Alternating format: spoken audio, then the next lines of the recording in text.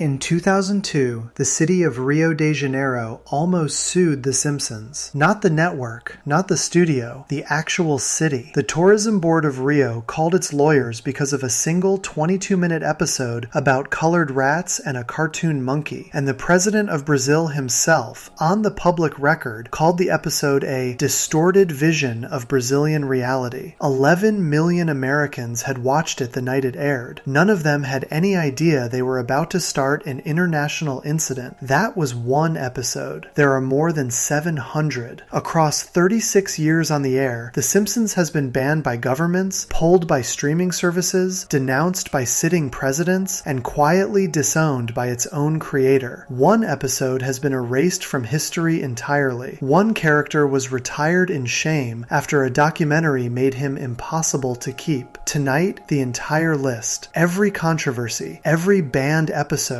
every public apology. Welcome to Yellow Fan. Let us begin. The Bushes versus Springfield. When a sitting president started beef with a cartoon. Before The Simpsons was a beloved institution. Before it was a Disney property. Before it was the longest running show in American television. It was something else entirely. It was dangerous. Not in the obvious sense. Nobody was protesting outside Fox Studios. Nobody was burning Bart Simpson dolls in the street, though plenty of schools were busy banning the t-shirts. The danger was quieter than that. The show had taken a swing at something that American television had spent decades treating with reverence, and the people running the country noticed. The Simpsons in 1990 was a show about a working-class family that did not function the way American sitcoms had taught audiences families were supposed to function. The dad was loud and selfish and loved his children in a complicated way that did not always look like love. The mom held the household together by sheer force of will.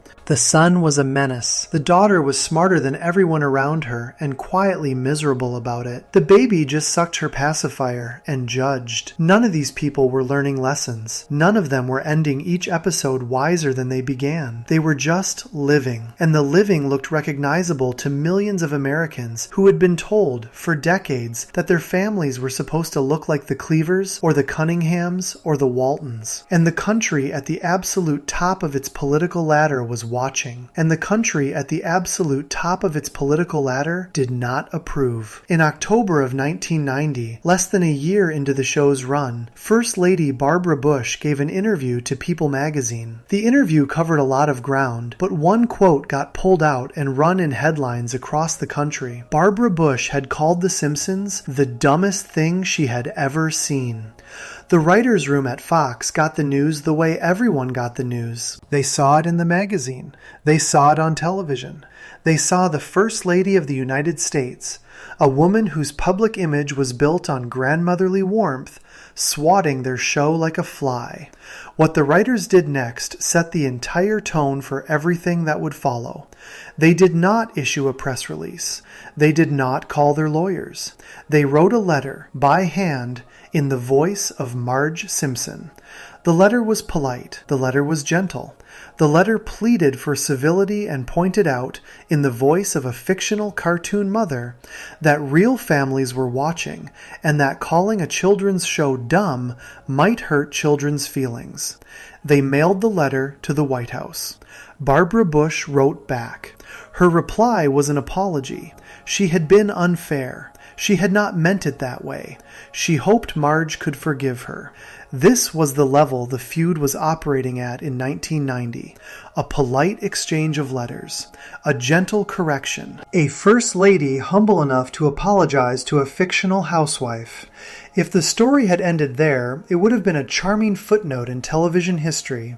The story did not end there. 2 years later, in January of 1992, President George H.W. Bush gave a speech at the National Religious Broadcasters Convention in Washington. The country was a year out from the end of the Cold War, 3 years into a recession that had not yet broken, and Bush was in the middle of a re-election campaign that he was already losing. His campaign needed a theme. The theme they landed on was family values. The theme they landed on was the idea that something had gone wrong with the American family and that George Bush, if re-elected, would put it right. Inside that speech, Bush included a line that his speechwriters had clearly thought of as a throwaway. He said the country needed to keep working to strengthen the American family. He said American families needed to be more like the Waltons and less like the Simpsons. The Waltons was a 1970s drama about a Christian family in rural Virginia getting through the Great Depression together. The show was wholesome in a way that television no longer remembered how to be wholesome. Every episode ended with the family saying goodnight to each other across a dark farmhouse. It was a show about the kind of America that had probably never existed in the way it was being remembered, but the memory was politically useful, and Bush was using it. The Simpsons writers had 3 days. The next episode of the show was a rerun of Stark Raving Dad, the Michael Jackson episode. They needed to respond, and they needed to respond fast, and they needed to respond in a way that did not turn into a lecture or a tantrum. What they did was masterful. They animated a new opening, only a few seconds long. The scene begins in the Simpsons' living room. The whole family is sitting in front of the television. They are watching the speech. They watch George Bush say American families need to be more like the Waltons and less like the Simpsons. The camera holds on their faces for a beat. Then Bart, the troublemaker, the bad influence, the kid every parent in America was being told their kids should not become, looks at the screen and says one line, "Hey, we are just like the Waltons. We are praying for an end to the Depression too." The line did everything at once. It accepted the comparison instead of fighting it. It pointed out that the country was, in fact, in a recession during a Bush presidency. It made a joke at the expense of the president's main political weakness without ever raising its voice. It did not insult Bush personally. It did not call him a liar. It just sat there, smiling, and pointed at the thing he was pretending not to see. The recession got worse. Bush lost the election to Bill Clinton later that year. The Simpsons kept running. Most fights between politicians and shows would have ended there, with the show winning by surviving and the politician disappearing into retirement. The Simpsons writers, however, were not satisfied. They had a feud, and they had a former president who had picked the fight, and they had not yet had the chance to really settle the score. By 1995, Bill Clinton had been president for 2 years. The Bush feud had faded from public memory. Most television writers would have moved on. The writers of The Simpsons, specifically Bill Oakley and Josh Weinstein, who had just become the show's bosses, had been carrying the grudge for years. They had an idea, and the idea had been waiting for them, and now they were finally in charge enough to make it happen. The episode was called Two Bad Neighbors. It aired on January 14th, 1996, in the middle of Season 7. It was written by Ken Keeler, who would later become one of the most important writers on Futurama. It was directed by Wes Archer. The plot was simple to the point of being silly. George and Barbara Bush, now retired from politics, are looking for a quiet town to live in. They pick Springfield because it has the lowest voter turnout in America, which means nobody there will bother them. They move into the house directly across the street from The Simpsons. What follows is a personal feud. Bart pulls pranks. George Bush gets angry. Bart accidentally shreds the only copy of Bush's memoirs with a motor. George spanks him. Homer finds out. Homer goes to war with a former president of the United States over the soul of his stupid son. The episode is careful about something specific, and the carefulness is the most interesting thing about it. Oakley said in interviews afterward that the episode was not a political attack. He stressed this point repeatedly. The writers were not making fun of Bush's policies. They were not making fun of his time in office. They were not even, really, making fun of his presidency. What they were making fun of was the man himself.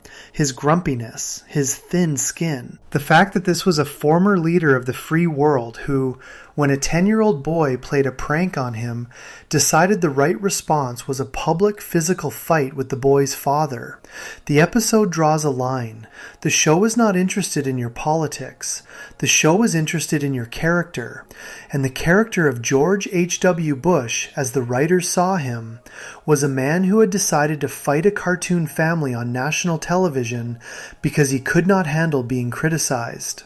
There is a line in the episode that captures the whole feud in a single moment. Homer, gloating after Barbara forces George to apologize for spanking Bart, demands one more apology. He demands that Bush apologize for the tax hike.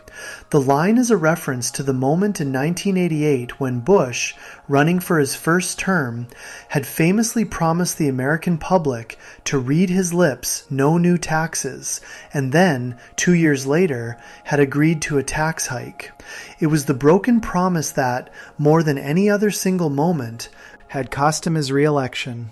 The Simpsons did not need to lecture. They did not need to make a documentary about Bush's broken promises. They put the line in Homer Simpson's mouth, played it for laughs, and let it sit there. Anyone old enough to remember would catch it. Anyone too young would just hear a stupid joke. The episode ends with George Bush moving out, defeated by a child. The house across the street stays empty for a moment. Then a new neighbor moves in. It is Gerald Ford, the former president, also retired. Ford walks across the street, knocks on the Simpsons' door, and invites Homer over to watch a football game. He has beer, he has nachos. The episode closes on Homer Simpson and Gerald Ford eating snacks together while Bart and Lisa watch from the window, completely confused. The choice of Ford was deliberate. The writers had originally planned to use Richard Nixon as the new neighbor, but Nixon died before they could film it.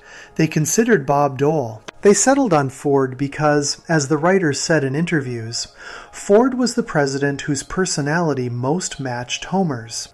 He was friendly, he was a little goofy.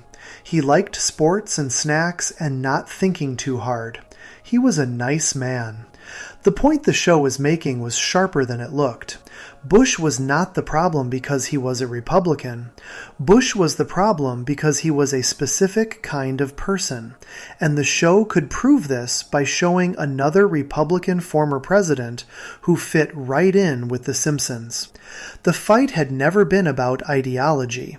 The fight had been about a man who could not take a joke trying to bully a show that could. What this whole sequence of events established, more than anything else, is the posture the show would take toward power for the next decade. The Simpsons would not punch down. The Simpsons would not pretend to be neutral. The Simpsons would notice when someone in power decided to come after the show, and the show would, calmly and patiently and with perfect comic timing, hand that person back their own words, sometimes years later. Sometimes packaged inside an episode the person never saw coming. George H.W. Bush died in 2018. By that point, the feud was a footnote that mostly only Simpsons fans remembered. Bush's family did not bring it up at the funeral. The show, to its credit, did not make a joke about it. The Simpsons knew when a fight was over. The Simpsons knew, just as importantly, when a fight was worth having. The Bush feud is the cleanest version of the show fighting back against power. There were no apologies needed afterward. No countries were upset, no characters were retired. The show picked a fight with a sitting president, traded jabs for years, and walked away with a season 7 episode that fans still quote. It is the version of Simpsons controversy that everyone, looking back, would probably describe as the show working exactly the way the show was supposed to work. Before we move on, if you're enjoying this analysis, please consider subscribing. It helps the channel tremendously. That clean version did not last. A few years later, the show would take another swing at a country, and this time the country would swing back, and the writers would discover that not every target had a sense of humor about being a target. Section 2. We apologize to the lovely city and people of Rio de Janeiro the Brazil episode that almost caused an international lawsuit. By the spring of 2002, The Simpsons had been on the air for 13 years. The show had insulted presidents, religions, corporations, and most of the major cities in the United States. Nothing had ever come of it beyond letters to the editor and the occasional grumpy newspaper column. The writers had developed a kind of confidence about this. The world, in their experience, had a sense of humor. Other countries, in their experience, were able to take a joke. Then they wrote an episode about Brazil, and Brazil decided it was done being a punchline. The episode was called Blame It on Lisa. It was the 15th episode of season 13. It was written by Bob Benditson and directed by Stephen Dean Moore. It first aired on the Fox network in the United States on March 31st, 2002. About 11 million people watched it the night it aired. The American reviews were mixed, but generally positive.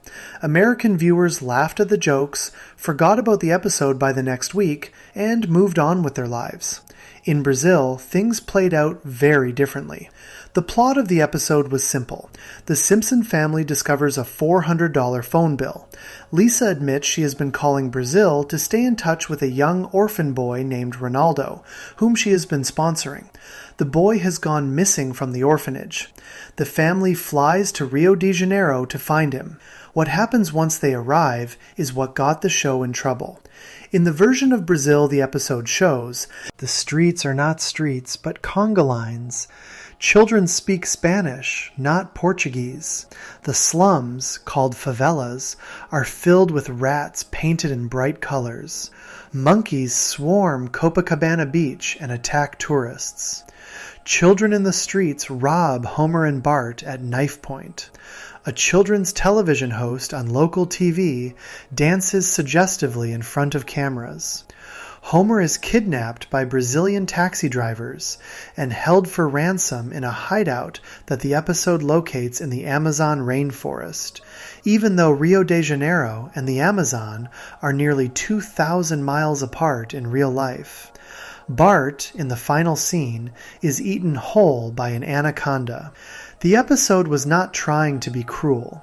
The writers, who had been writing The Simpsons for over a decade, treated Brazil the way they had treated Australia and Japan and every other country they had visited. The country was a setting for jokes. The jokes were exaggerated to the point of absurdity. The audience was expected to understand that nobody really thought Brazil was like this, in the same way nobody really thought Australia was filled with kangaroo pouch travel and Singapore-style public boot kickings, which had been the joke 7 years earlier in Bart vs. Australia. What the writers did not understand, and what they would soon be forced to understand, was that Brazil was different. Brazil was, at that exact moment, in the middle of a multi-million-dollar campaign to bring tourists to the country. The campaign was being run by Rio Tour, the official tourism board of Rio de Janeiro. Rio Tour had spent serious money trying to convince the world that Rio was a safe, beautiful, modern city. The Simpsons had just spent 22 minutes telling tens of millions of people the opposite. The reaction in Brazil was immediate and furious. Newspapers ran front-page stories about the episode. Television commentators picked apart the factual errors one by one. Letters poured into Fox's offices. Within a week of the episode airing, Rioter announced that it intended to sue.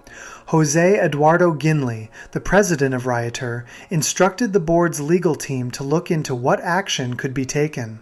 The lawsuit was supported, openly and on the record, by the president of Brazil, Fernando Henrique Cardoso. Cardoso said the episode brought a distorted vision of Brazilian reality to the world. A sitting president of one of the largest countries in the Western Hemisphere had publicly endorsed legal action against a cartoon. It was an outcome the writers of The Simpsons had not, in their wildest planning meetings, considered possible.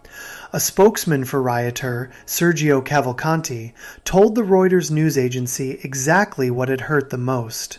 Ginley, the spokesman said, was most offended by the idea of the monkeys, by the image, broadcast to millions, that Rio de Janeiro was a jungle filled with wild animals. The monkeys were the line. The Simpsons crew at this point had a choice. They could fight the lawsuit, they could issue a defiant statement about freedom of speech and parody and the role of comedy in a free society. Many of the writers, privately, would have liked to do exactly that. The lawsuit almost certainly would not have gone anywhere. American parody is heavily protected by the First Amendment of the United States Constitution, and any Brazilian court ruling would have been very difficult to enforce against a Fox-owned property in Los Angeles. The writers and the legal team knew this. Rioters' lawyers eventually also figured this out, which is why the lawsuit was quietly abandoned without ever being filed. The crew could also apologize. James L. Brooks, the executive producer who had been one of the founding fathers of the show since the very beginning, made the call. Brooks issued a statement to the press, and the statement was a small masterpiece of crisis communication. It opened with a sincere apology. "We apologize to the lovely city and people of Rio de Janeiro," the statement said. Then, in the very next sentence, the statement broke into a joke. "And if that does not settle the issue," the statement continued, "Homer Simpson offers to take on the president of Brazil on Fox's Celebrity Boxing." The line did several things at once. It signaled that the show was not, despite the apology, going to grovel. It reminded everyone that this was, after all, a comedy series, and that demanding solemn apologies from a comedy series for jokes about monkeys was an exercise that had its limits. It poked at the pomposity of the situation, where a sitting head of state had gotten himself drawn into a public fight with Homer Simpson. And it made everyone, including a lot of Brazilians, laugh, which was the only off-ramp the situation actually had. The crew had drawn a line. They had apologized for the offense. They had not apologized for the joke. The distinction would matter going forward. Inside the writer's room, the response went a different direction. Showrunner Al Jean later said in interviews that the Brazilian reaction had genuinely surprised the staff.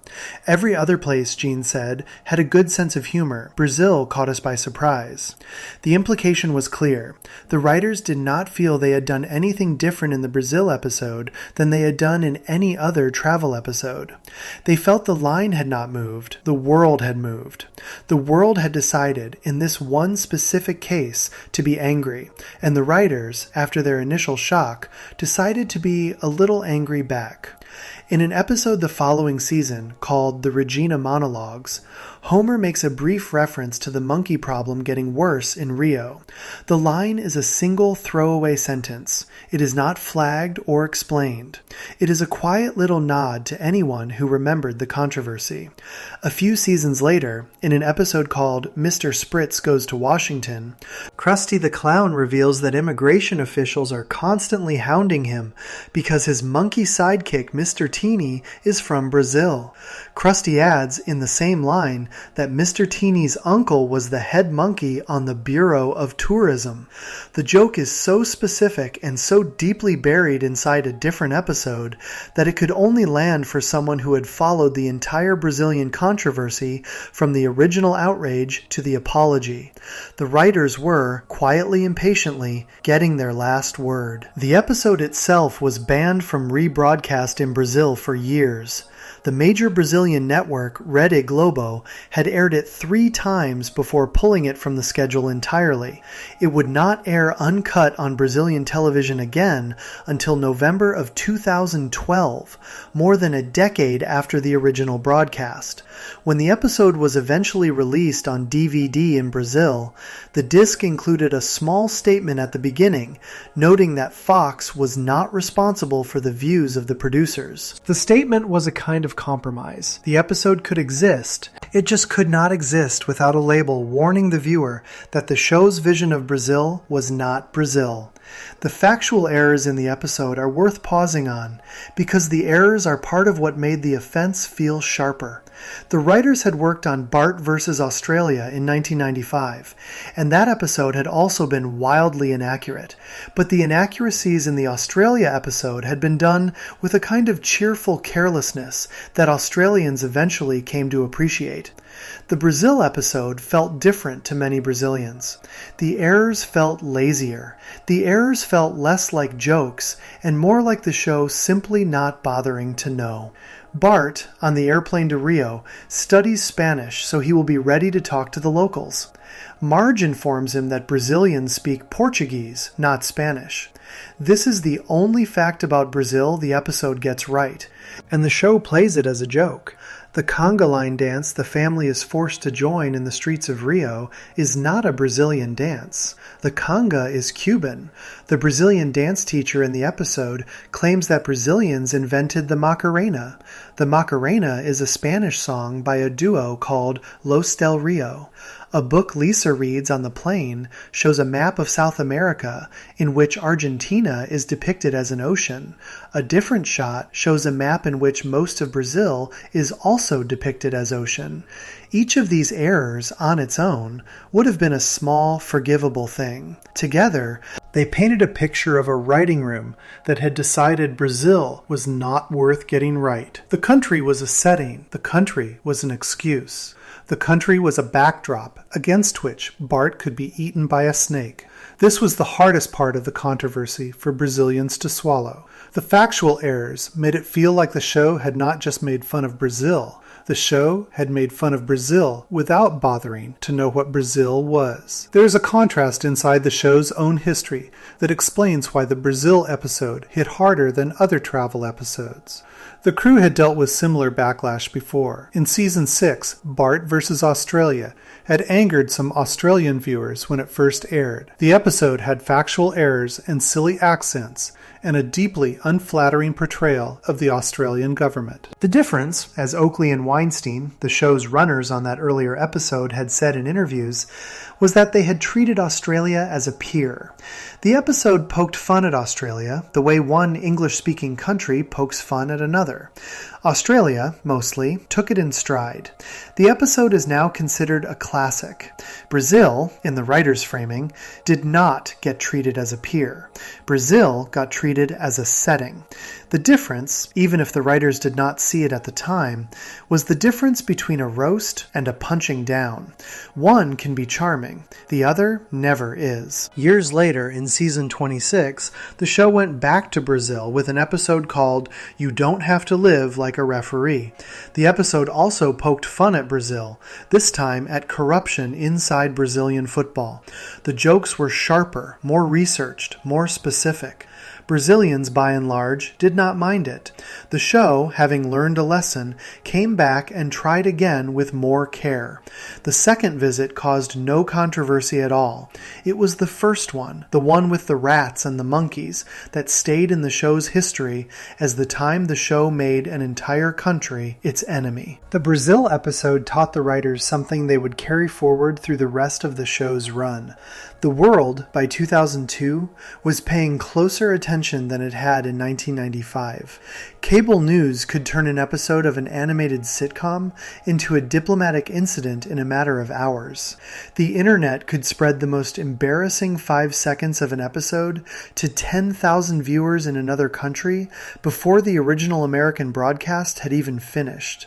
The cushion of distance, the cushion of time, the cushion of the show being an American show watched mostly by Americans, was gone. What stayed, after all the lawsuits and apologies and quiet revenge jokes, was a useful piece of evidence about how the show worked. The Simpsons had insulted Brazil. The Simpsons had apologized for the insult.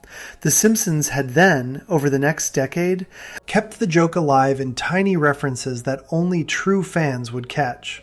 The show had drawn a line. It would say sorry. It would not stop being itself.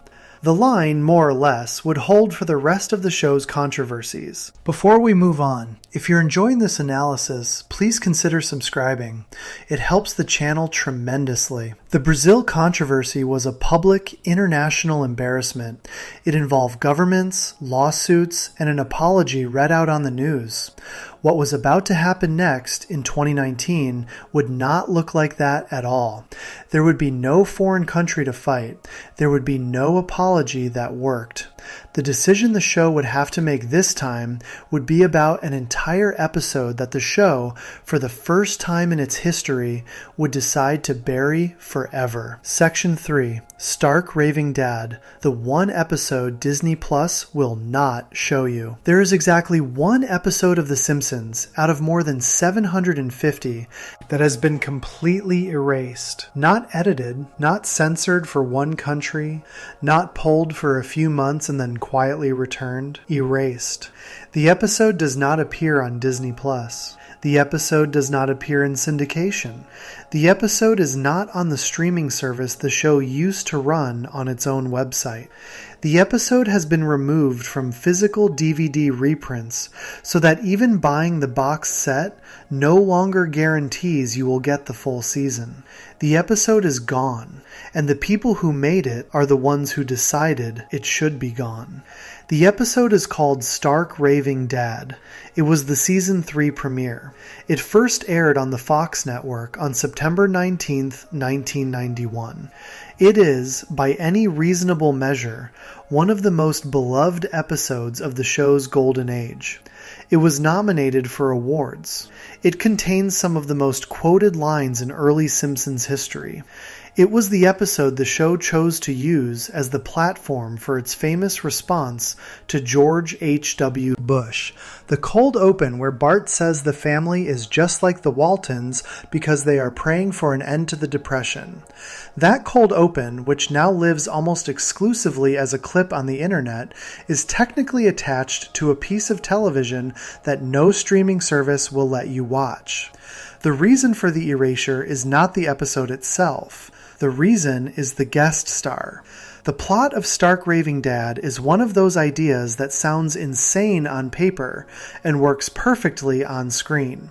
Homer accidentally wears a pink shirt to work because Bart left his lucky red hat in a load of white laundry that bled. The pink shirt makes Homer stand out at the nuclear plant. He fills out a personality test by jabbing it with a pencil, randomly, while distracted, producing answers that look, to the people reading them, like the answers of a deeply unwell person. Homer is committed to a mental hospital. In the hospital, Homer meets a large white man who is, by every appearance, a large white man, but who insists, with total sincerity, that he is Michael Jackson. Homer, who has somehow lived through the 1980s without learning what Michael Jackson actually looks like, believes him. The two of them become friends. When Homer is released, he brings the man home with him to Springfield. The whole town hears that Michael Jackson is staying at the Simpson house. Hundreds of fans show up. The man is forced to admit that he is not Michael Jackson. He is a bricklayer from New Jersey named Leon Kompowski, and he just happens to find that talking and singing in Michael Jackson's voice makes him feel calm and happy. Before he leaves, Leon helps Bart with something Bart has forgotten to do. Bart has not gotten his sister Lisa anything for her birthday. Leon and Bart, working together, write Lisa a song. The song is called Happy Birthday, Lisa. Leon sings it to her, and the episode ends on Lisa happy for the first time in the entire season, holding a homemade gift from her brother, listening to a stranger sing her name. The voice you hear singing Happy Birthday Lisa is not the voice of Leon Kompowski.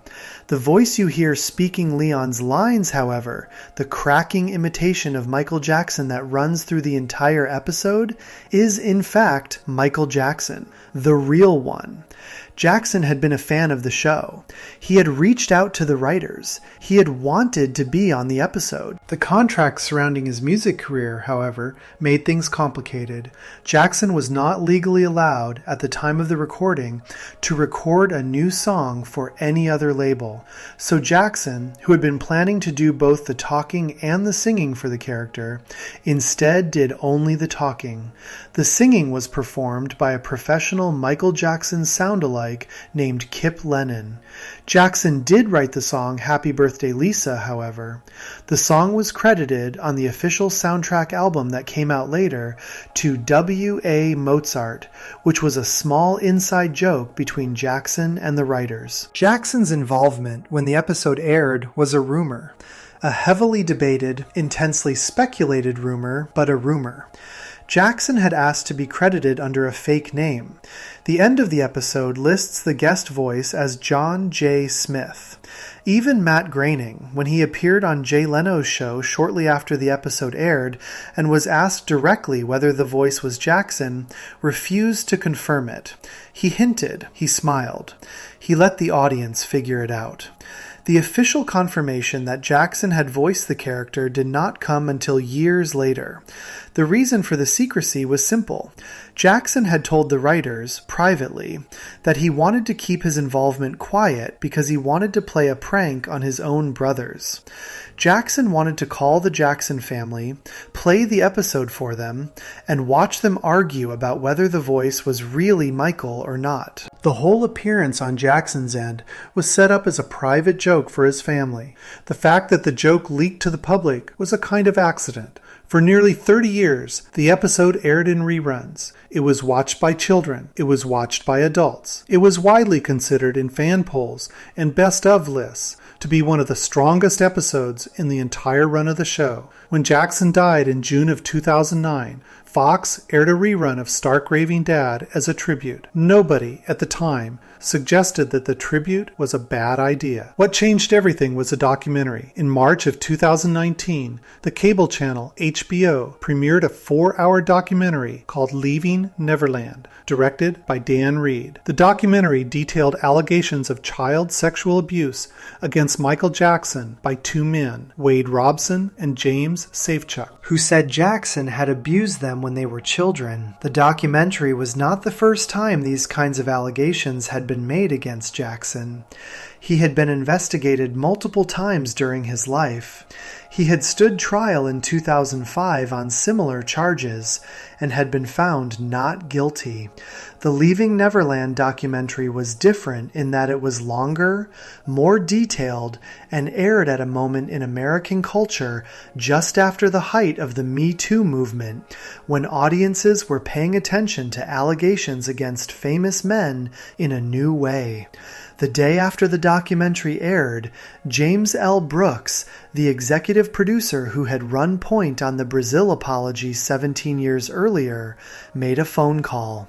He spoke with Matt Groening, the show's creator. He spoke with Al Jean, the long-running showrunner. The three of them had a decision to make. The decision was simple to state. They could either continue allowing Stark Raving Dad to air with full knowledge of the new allegations against the man whose voice was central to the episode, or they could pull it. Each rerun of the episode, each streaming view, sent a small amount of money to the Michael Jackson estate. Each viewing was, in some sense, a continuation of the partnership the show had entered into with Jackson in 1991. The new question, after Leaving Neverland, was whether that partnership was something the show was still willing to be part of. Brooks, Groening, and Jean made the call. The episode would be removed. Brooks broke the news to the Wall Street Journal in March of 2019. The interview gave him the chance to put the decision into words, and the words he chose became the most quoted lines of the entire controversy. "It feels clearly the only choice to make," Brooks said. "This was a treasured episode.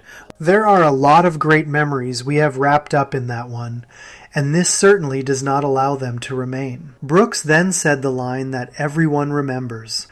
"I am against book burning of any kind," he said, "but this is our book, and we are allowed to take out a chapter." The line was meant to be the closing argument. It was a defense of the decision against the accusation, which Brooks knew would be coming, that pulling the episode was a form of erasing history. Brooks was saying that erasing somebody else's work was wrong, but pulling your own work was a different thing. The Simpsons was made by the people making the decision. They were the authors. They were allowed to remove their own pages. The line did not convince everyone. The Slate writer Todd Vanderwerf wrote a long, careful piece arguing that the decision had been a mistake. Removing the episode from syndication, where viewers could stumble onto it accidentally, was understandable, Vanderwerf wrote, but actively preventing people who wanted to see the episode from doing so was different. The episode existed. The episode had aired hundreds of times. The episode had been broadcast as a tribute when Jackson died. Pulling it now did not undo any of that. Pulling it now just made the episode harder for people to find, while doing nothing to actually address the harm that had been done. There was a sharper version of the same criticism. The episode of The Simpsons most famous for being about the limits of art censorship is an early episode called Itchy and Scratchy and Marge. In that episode, Marge tries to get a violent cartoon pulled off the air. She succeeds. She is then asked to help censor a famous statue, and she changes her mind because she realizes that censorship, once you start, has a way of not stopping. The lesson of that episode, written by the same team that created the show Brooks Now Ran, was that pulling art was a slippery slope. The choice to pull Stark Raving Dad sat strangely against that earlier episode's argument. The defenders of the decision had a simpler answer. The episode was not just a piece of art. The episode was a business product. Each viewing generated money for the Jackson estate. The estate was managed by the family of a man who, according to the new documentary, had used his fame to abuse children. The question, for Brooks, was simple.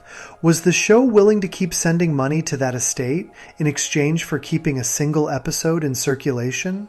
The answer he and the producers reached was no. A separate and uglier layer to the controversy showed up later.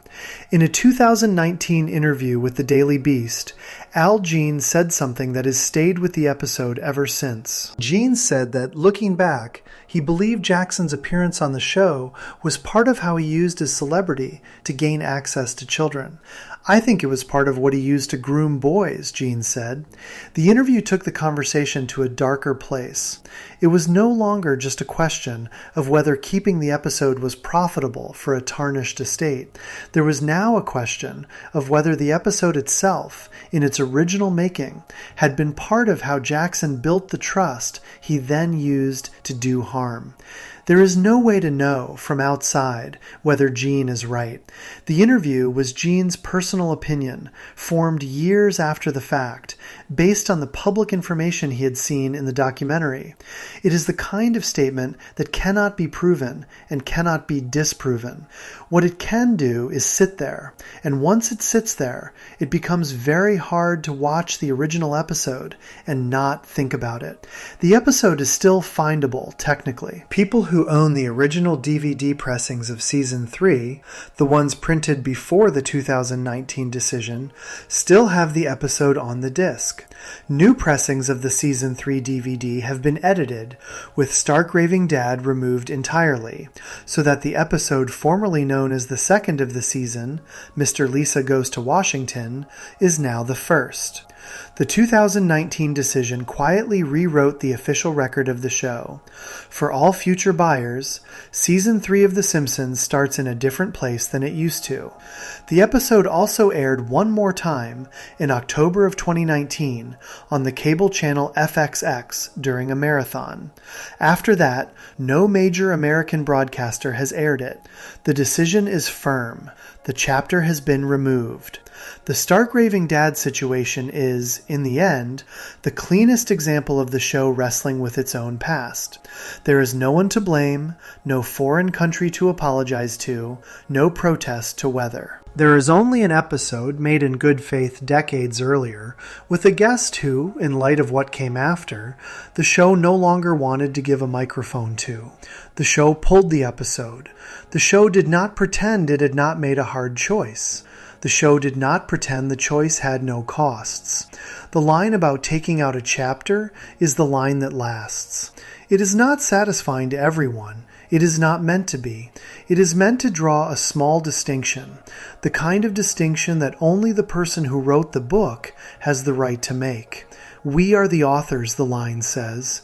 We get to decide which chapters stay. Before we move on, if you're enjoying this analysis, please consider subscribing.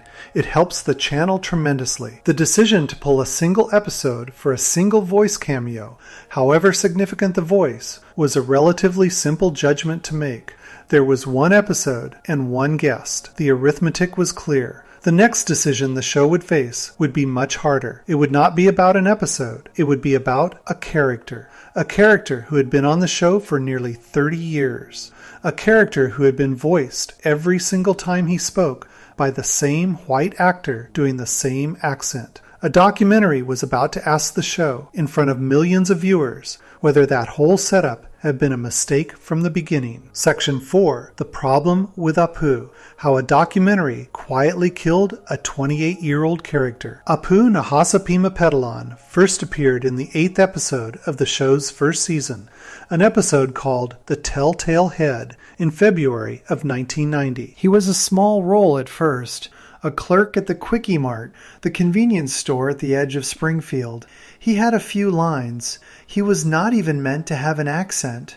The original script described him simply as a clerk, and one of the show's earliest writers, Mike Reese, had written in the margin of the script the words, "Definitely not Indian," because the writers wanted to avoid being lazy and reaching for an obvious stereotype. What happened next is one of those small choices in television history that ended up shaping the next 30 years. The actor cast to read the clerk's lines at the table read was Hank Azaria. Azaria was, and remains, one of the most flexible voice actors the show has ever had.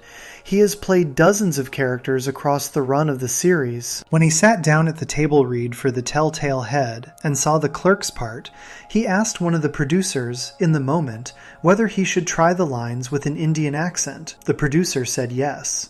Azaria did the line, in a heavy, exaggerated accent based, by his own later admission, on Indian convenience store workers he had met when he first moved to Los Angeles. The writer's room laughed. The character was kept. The accent stayed.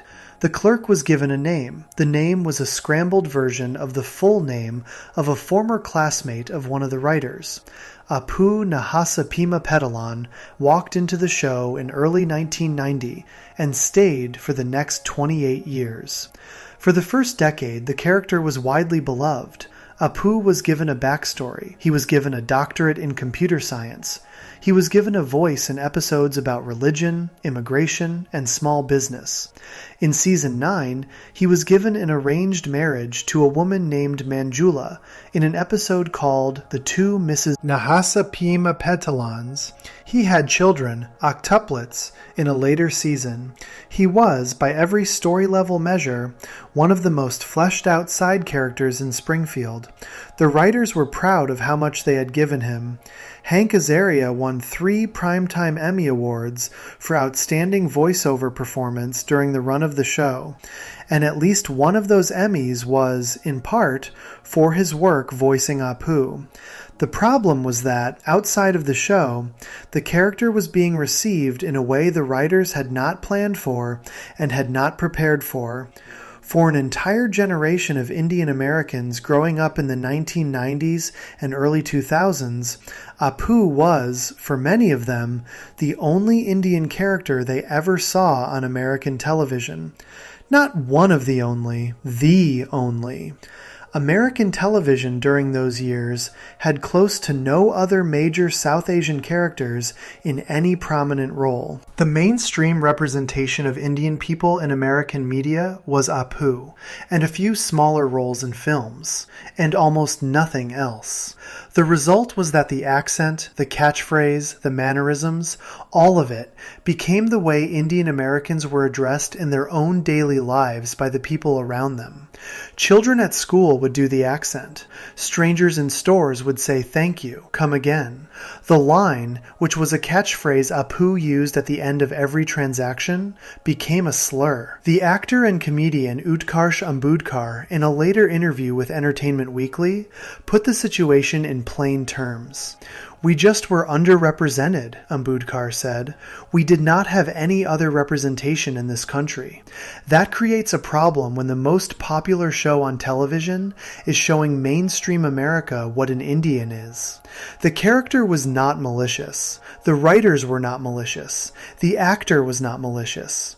The problem was a problem of arithmetic. If a single character, voiced by a single white actor doing a single accent, is the only version of an entire group of people that millions of viewers ever see on a major show, that single version starts doing work the show never asked it to do.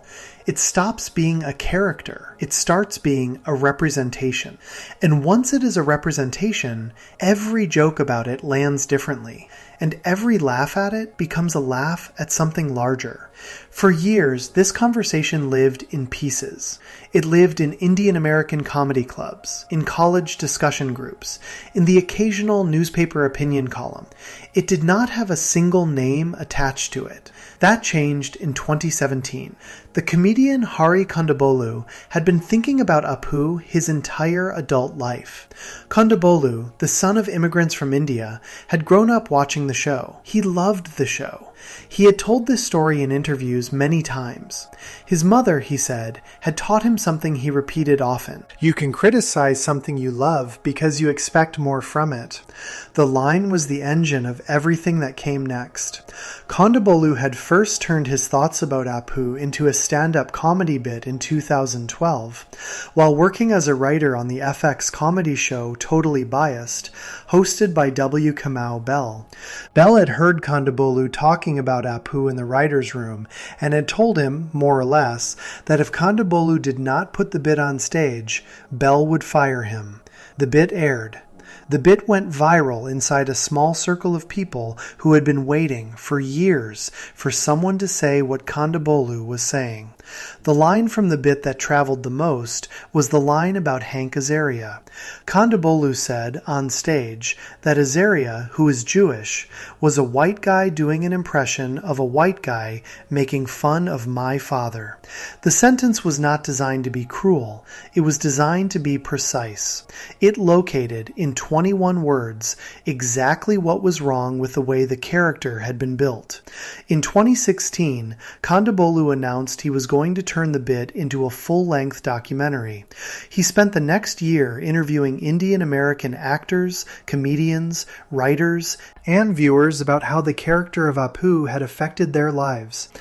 The film was called The Problem with Apu. It premiered on the cable channel True TV in November of 2017. The film is 1 hour long. It is, in the most literal sense, a love letter to The Simpsons that also happens to be a takedown of one of the show's characters. Kondabolu interviews actor Kal Penn, who tells him directly that Apu had ruined the show for him. He interviews Aziz Ansari, Hassan Minhaj, Aparna Nancherla, and others. He interviews the actress Whoopi Goldberg, who collects racist objects from American history and who tells Kondabolu that Apu's voice, performed by a white actor, is, in her view, not different in kind from the long history of white performers playing non-white characters in caricature. Kondabolu also tries, throughout the film, to get an interview with Hank Azaria. Azaria refuses. The film documents his refusal. The refusal becomes part of the film's structure. The white actor at the center of the controversy will not sit down. The film holds that empty chair up to the camera and lets the audience see it. The reaction to the film, when it aired, was bigger than anyone, including Kondabolu, had expected. The conversation about Apu, which had been a quiet one for decades, became a national one almost overnight. The Simpsons creative team responded. The response was, by almost universal agreement, a disaster. In April of 2018, 5 months after Kondabolu's film aired, the show ran an episode called No Good Read Goes Unpunished. Inside that episode, in a scene that lasted less than a minute, the show addressed the controversy directly. Marge is reading a children's book to Lisa. The book, in Marge's reading, contains old stereotypes that no longer feel acceptable. Marge tries to edit the book on the fly to remove the offensive parts. The story collapses without them. Marge looks confused. Lisa turns and looks directly at the camera, breaking the fourth wall, and says a line. Something that started decades ago and was applauded and inoffensive, Lisa says, is now politically incorrect. What can you do? The camera then pans to a framed photo of Apu sitting on Lisa's bedside table. The photo is signed. The signature reads, "Don't have a cow, Apu." The reaction was immediate and ferocious. Kondabolu watched the episode and tweeted that he was disappointed that the message of his film had been reduced to the idea of being politically correct. He had not made a film about being polite. He had made a film about a single character that had shaped how a generation of Indian Americans were treated in their own country. The show's response, packed into a single fourth wall break, had taken his argument and turned it into a shrug. The show's creator, Matt Groening, gave an interview to USA Today shortly after. Groening dismissed the entire criticism. "I think it is a time in our culture," Groening said, "where people love to pretend they are offended." The Simpsons writer and producer Mike Reiss, in a memoir he published in 2018 called Springfield Confidential, called the documentary a nasty little documentary and said that children mocking Indian children at school over Apu was not racism, but kids being mean. The position the show was taking in those first months was a defiant one. The show was, in effect, saying that Kondabolu had overreached, that the people upset about Apu were oversensitive, and that there was no real problem to fix. There was one significant exception inside the show's family.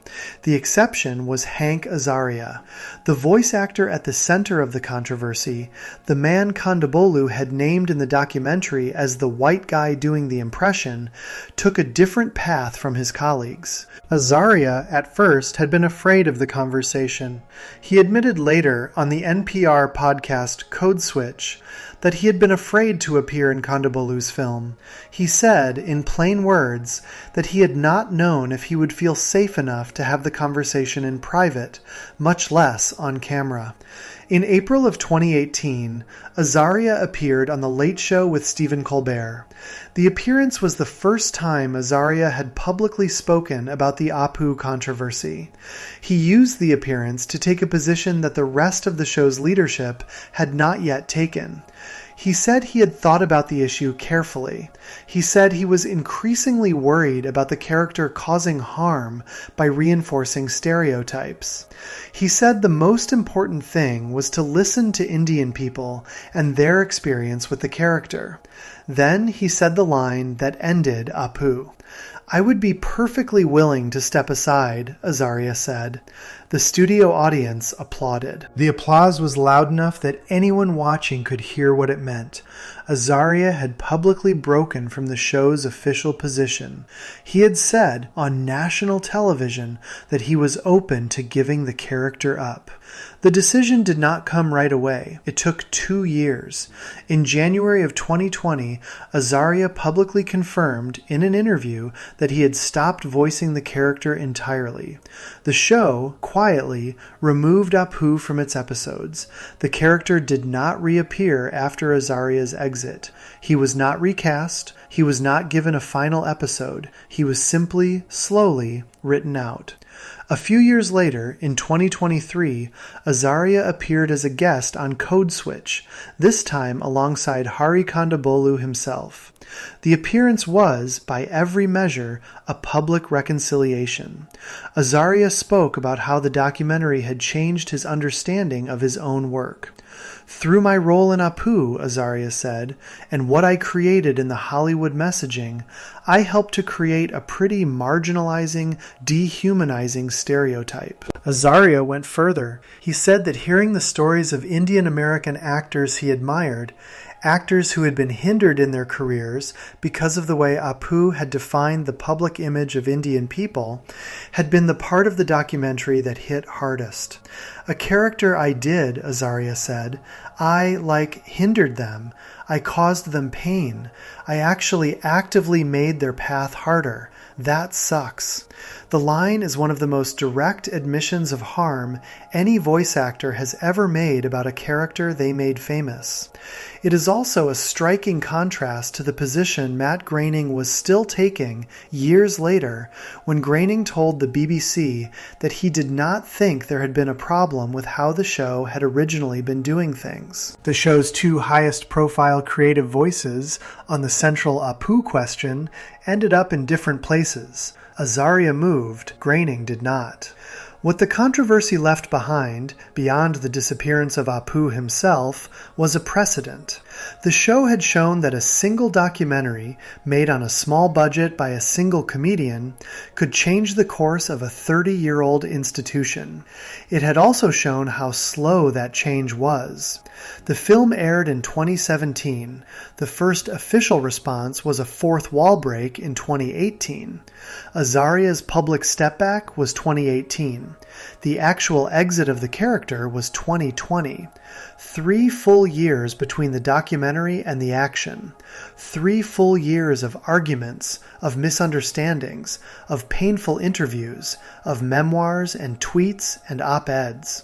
Apu, at the time of writing, has not appeared on the show in any meaningful way for years. Matt Groening, in a 2024 interview, said he had ambitious plans to bring Apu back, that he believed there might be a way to solve what he called the problem with Apu and return the character to the show. As of the latest seasons, those plans have not happened. The character remains in storage. He has a wife, 8 children, a doctorate, and a name that takes 10 seconds to say, and he is not on the show. Before we move on, if you're enjoying this analysis, please consider subscribing. It helps the channel tremendously. What the conversation about Apu also did, almost immediately, was raise a much harder question. Apu was one character. He was a character with one voice. He was a character that one specific actor had decided to step away from on his own. The Simpsons, however, was full of other characters of color voiced by white actors. There was Carl, Homer's friend at the plant. There was Dr. Hibbert, the family doctor. There was Bumblebee Man, the Latino sketch character. There was Officer Lou, one of the police officers. All of them, every single one, was voiced by a white person. The Apu controversy had made this arrangement, which had been invisible for 30 years, suddenly visible. The show was about to have to decide what to do about all of them. Section 5. The Recasting Era, when The Simpsons quietly replaced every white voice actor playing a character of color. The thing about the Apu controversy was that, once it cracked open, the crack did not stop spreading. The argument Hari Kondabolu had made in his 2017 documentary was simple. A white actor doing an exaggerated accent for a character of color is, at the level of how casting works, a problem. The Simpsons' first response had been to defend the practice. The Simpsons' second response, after Hank Azaria stepped away from Apu, had been to quietly let one character go. What followed was something the show had not done in its entire run up to that point. The show looked at its own cast list, looked at the white actors who had been voicing characters of color for 30 years, and started replacing them one by one. The decision was made in June of 2020. The country was, at that exact moment, in the middle of one of the largest waves of public protest in American history. The protests had begun after the death of George Floyd in police custody in Minneapolis in May of 2020. By June, the conversation about race in America had moved into nearly every workplace and every industry. Television and film were no exception. Studios that had spent years not noticing the question of who got to play whom suddenly had to notice. Animated shows in particular, where the casting decisions were less visible because the actor's face never appeared on screen, were being looked at closely for the first time. The Simpsons made an announcement. The official statement, released in late June of 2020, was short.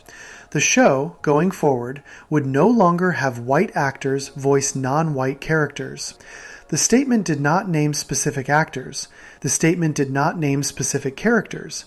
The statement was a single line of policy. The implications, however, were enormous. The show's voice cast had been built, since 1989, around 6 main performers. Dan Castellaneta voiced Homer, Grandpa, Krusty the Clown, and dozens of others. Julie Kavner voiced Marge, Patty, and Selma. Nancy Cartwright voiced Bart, Nelson, Ralph, and a handful of other children. Yardley Smith voiced Lisa. Harry Shearer voiced Mr. Burns, Smithers, Ned Flanders, Principal Skinner, and Dr. Hibbert. Hank Azaria voiced Moe, Chief Wiggum, Comic Book Guy, Apu, Carl, Bumblebee Man, and Officer Lou. The arrangement had been a kind of quiet miracle. 6 actors between them had voiced almost the entire town. The system, however, only worked if the audience was willing to overlook the fact that all 6 of those actors were white. After the June 2020 announcement, the system had to break. The first character to be recast was Carl Carlson, Homer's friend at the nuclear plant. Carl had been voiced by Hank Azaria since the show's first season, with one exception in the very first episode where Carl appeared, where the line had been read by Harry Shearer. For 30 years, Carl had spoken in Azaria's voice. Now he would not. The first new voice for Carl was a black actor named Alex Desert. Desert had a career stretching back to the 1990s. He had appeared in films like Swingers and High Fidelity. He had been a regular on the long-running CBS sitcom Becker. He had played small parts on Better Call Saul and on the original 1990s version of The Flash, and on the more recent CW reboot of the same show. He was a working actor, not a household name, and the show's recasting choice was not framed as a stunt. It was framed as a quiet correction. Alex Desert took over the role of Carl in the season 32 premiere of The Simpsons in September of 2020. The episode aired without much fanfare. Desert read the lines, the show moved on. 2 episodes later, in the 3rd episode of the same season, another character was recast. Bumblebee Man, the Latino character from the in-universe show that played on Springfield's televisions, had also been voiced by Azaria. The new actor was a man named Eric Lopez, who had been born in Cuba and who had recently done voice work on video games, including the Spider-Man Miles Morales game and the remake of Final Fantasy VII. Lopez took over the part. Again, the change was made without ceremony. The biggest single recast came a few months later. In February of 2021, the show announced that Dr. Julius Hibbert, the family physician who had been part of the show since the 2nd season, would no longer be voiced by Harry Shearer. Shearer had voiced the Doctor since 1990. He was one of the most recognizable secondary characters on the show. His warm, steady voice and his unsettling, out-of-place laugh after every sentence had made the character, in many ways, into one of the show's most quoted figures. The new voice for Hibbert would be Kevin Michael Richardson, a black actor who had been doing voice work on The Simpsons since 2009 in smaller roles, and who was already widely widely known for voicing Jerome on Family Guy, Principal Lewis on American Dad, and Groot on the animated Guardians of the Galaxy series. Richardson had been Emmy nominated for his voice work on Bill Burr's animated show F is for Family. The episode where Shearer made his final appearance as Hibbert was an episode called Diary Queen, which aired in February of 2021. The episode was a tribute to a different long-running side character, the late Edna Krabappel, whose original voice actor, Marcia Wallace, had died in 2013. The episode used Hibbert's voice in a few small scenes. They were Shearer's last lines as the character. The next episode, on Sunday, February 28, 2021, premiered Richardson's new performance. The Hibbert recast was the moment the show's broader policy actually became visible to the average viewer. Carl, before, had been a small enough character that many casual viewers had not noticed the change. Bumblebee Man had even fewer lines. Hibbert was different. Hibbert was a recurring, named, beloved figure with a specific laugh that a generation of viewers had learned to imitate. The change in his voice was something audiences could hear. It was the moment when the recasting era stopped being a quiet adjustment and started being a public fact about the show. The reaction from the audience was mixed. Many viewers welcomed the change, particularly black viewers and Latino viewers who had been making for years the same point Kondabolu had been making about Apu. Other viewers, often older ones, did not. The new Hibbert in particular took some getting used to. Richardson was a deeply talented voice actor, but Shearer's specific cadence, the specific timing of the doctor's chuckle after every line, was almost impossible to replicate exactly. Some longtime fans complained that the laugh in the new voice did not sound right. The character, they said, had lost something. The show pushed on. Over the next 2 seasons, more recasts followed. The actress Pamela Hayden, who had voiced Bart's best friend Milhouse since the start, also voiced a number of smaller characters of color, including Akira the sushi chef's assistant, Janie Powell. Some of those characters, when they appeared, were given to new actors. The actress Dawn Lewis, known for her work on the sitcom A Different World and on Futurama, was added to the cast and given several recurring roles. The actress Kimberly Brooks took over voicing some of the show's black female characters. The cast list, in the credits at the end of episodes, started looking different from the cast list of even 5 years earlier. There was one figure inside the show whose response to all of this was, for a while, hard to pin down. Matt Groening, the show's creator, had been mostly silent during the early stages of the controversy. After the Hibbert recast, in a February 2021 interview with the BBC, Groening was asked directly about the new policy. His answer was careful, but it was clear. "Times change," Groening said, "but I actually did not have a problem with the way we were doing it. All of our actors play dozens of characters each. It was never designed to exclude anyone. The line was a defense of the original system." Groening was saying, more or less, that the casting on The Simpsons had never been about race. Each of the 6 main actors voiced many characters. The arrangement was about flexibility, not about excluding people of color from voice acting jobs. Groening's argument was that the original setup had been a fair one, and that the changes the show was now making were a response to the changing times rather than to a real problem inside the cast. The argument did not convince everyone. The point Kondabolu had made about Apu, the point the protests of 2020 had made about industry hiring more broadly, had not really been about whether the original casting had been intentionally exclusionary. The point had been about effects. Whatever the writers had originally intended, the result of the casting choices was that, for 30 years, characters of color in one of the most watched shows on American television had been voiced exclusively by white people. That fact, in itself, was the thing that had to change. In the same BBC interview, Groening was asked whether he regretted how the Apu situation had been handled. His answer was even more striking. At a certain point, Groening said, "It does not matter what you say." The line was, in its way, a kind of resignation. Groening was saying that the cultural conversation had moved beyond the point where his explanations would land. He could defend the original casting all he wanted. The audience was no longer going to be persuaded. The change was happening, regardless of what he thought. There was a different way to read the line, however. Groening was also saying, perhaps without meaning to, that the show's leadership had stopped trying to win the argument. They were no longer issuing fourth wall breaks.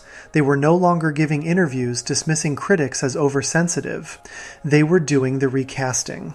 They were doing it because, at this point, doing it was easier than continuing to defend the old system.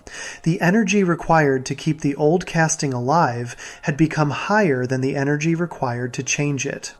The recasting did not stop with characters of color. In a related move that drew less public attention but mattered inside the cast, the show recast the small recurring character Julio, an openly gay Cuban character in Springfield. Julio had been voiced by Hank Azaria since his introduction.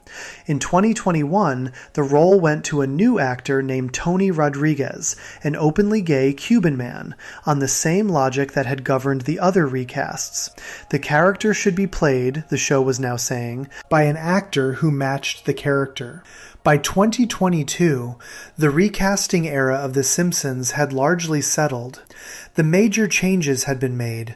Carl, Hibbert, Bumblebee Man, Officer Lou, Bernice Hibbert, Julio, and a number of smaller characters had all gone to new voices. Apu had not been recast at all, but had simply been removed from active episodes. The cast was, by any objective measure, the most diverse it had been at any point in the show's history.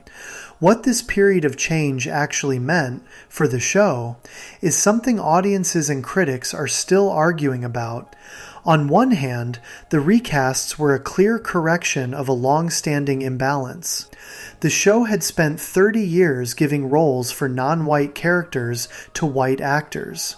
The new system, in which those roles went to actors of the same background as the character, was the system most other animation shows had quietly been moving toward for years. The Simpsons, in this view, had simply caught up. On the other hand, the recasting did something the show had spent decades carefully avoiding. It admitted that the show's earlier choices had been wrong. The show, throughout its history, had been famous for refusing to apologize. The Brazil apology had been a one-time exception. The pulling of Stark Raving Dad had been a quiet decision rather than a public confession.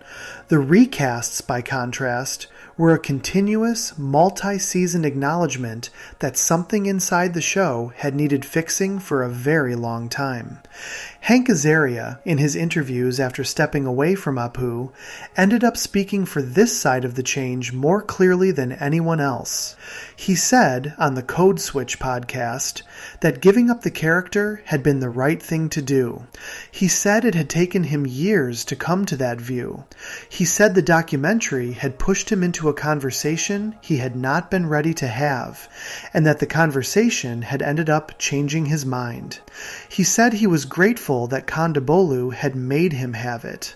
That, in the end, is the cleanest summary of what the recasting era really was.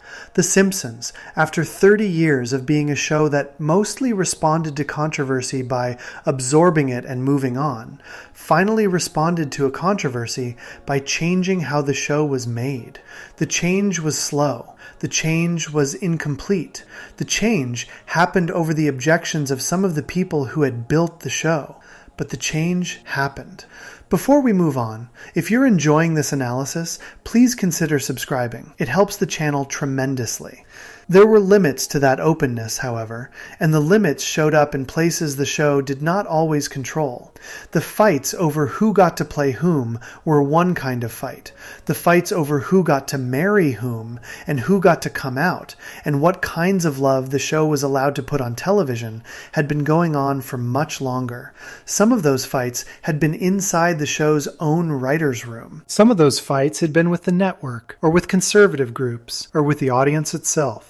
One specific episode, more than any other, had stood at the center of those fights. Two of them, actually. One in 1997 and one in 2005. The 1997 episode had nearly been killed by Fox censors. The 2005 episode had pleased almost nobody. Looked at next to each other, the two episodes told a story about how the show's relationship with its own progressive ambitions had quietly come apart. Section 6. Patty Comes Out.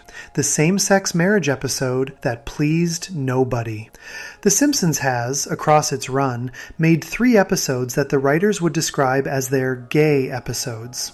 Each one was made in a different decade. Each one was made under different cultural pressures. Each one, in its own way, told a story about what the show was willing to do and what the show was no longer willing to do. The first one, in 1997, was a small miracle that almost did not make it on the air. The second one, in 2005, was a high-profile event episode that was supposed to be a milestone and ended up being something more confused than that.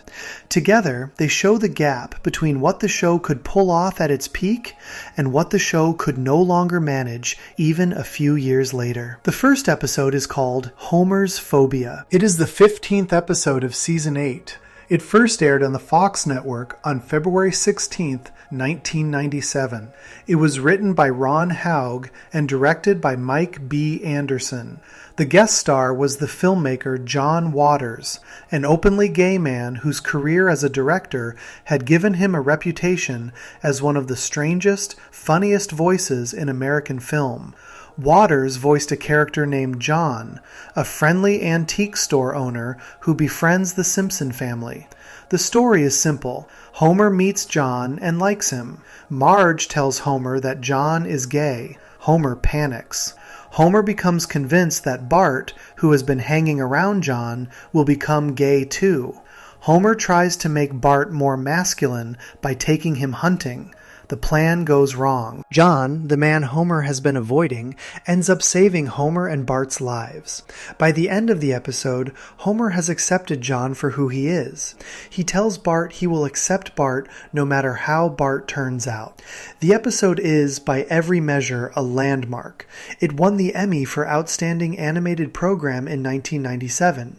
It won the GLAAD Media Award, given by the Gay and Lesbian Alliance Against Defamation, an award given to media that represents the LGBTQ community well. GLAAD called the episode a shining example of how to bring intelligent, fair, and funny representations of our community onto television. What almost nobody watching the episode in 1997 knew was that the episode had nearly never aired. The story of how Homer's phobia was made is one of the strangest internal stories in the show's history. The writers, Bill Oakley and Josh Weinstein, who were running the show at the time, had pitched the episode and gotten it approved. They had written the script, recorded the voices, and sent the script to the Fox network censors for the standard review. The standard process was simple. The censors would read the script, suggest a few small changes, and send the script back with a list of words to swap out and lines to soften. What came back from the censors this time was different. The notes were 3 pages long. The notes objected to the use of the word gay. The notes objected to the discussion of homosexuality at all. The notes ended with a single sentence. The entire subject and content of this episode, the censors wrote, are unacceptable for broadcast. The note was, in plain language, a kill order. Fox's own censors were telling the writers that the episode could not air. Oakley and Weinstein had a problem. The script had already gone to the animators in South Korea. The episode was being made. They could not pull it. They also could not easily fight the censor's order, because the censor's authority was technically absolute on questions of broadcast standards. What they did was wait. Animation in the late 1990s took months. The episode would not be ready for broadcast for nearly half a year. In that time, the writers hoped, things might change. What changed was Fox itself. The network in 1996 went through a major shakeup at the executive level. The president of Fox at the time, John Matoyan, left for HBO. The new leadership brought in a new set of censors. The old censors, the ones who had written the 3 pages of objections, were no longer running the standards department. When the finished episode came back from the animators in Korea, it was sent to the new censors for a final approval. The note that came back this time was a single line: acceptable for broadcast. The change had been an accident of corporate restructuring. If the episode had come back 2 months earlier, it would have been killed. If the people in charge of Fox in early 1996 had stayed in charge through 1997, one of the most acclaimed episodes in Simpsons history would never have aired.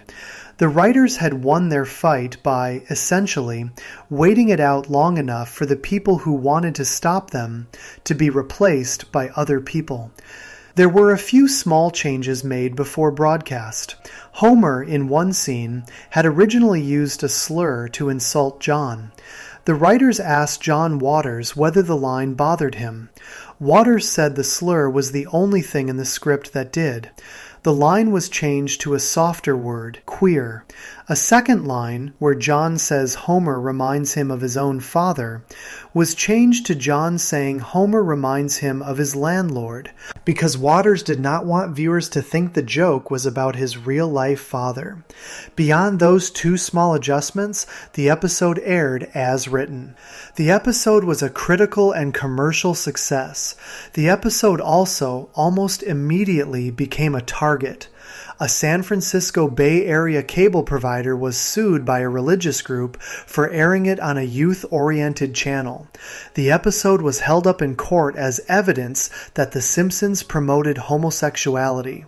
The case was thrown out after 1 day. What Homer's phobia did, more than anything, was prove that the show, at its peak, could take on one of the hardest topics in American culture and find the comedy in it without making the gay character the punchline. The joke throughout the episode is on Homer. Homer is the one who is afraid. Homer is the one who is wrong.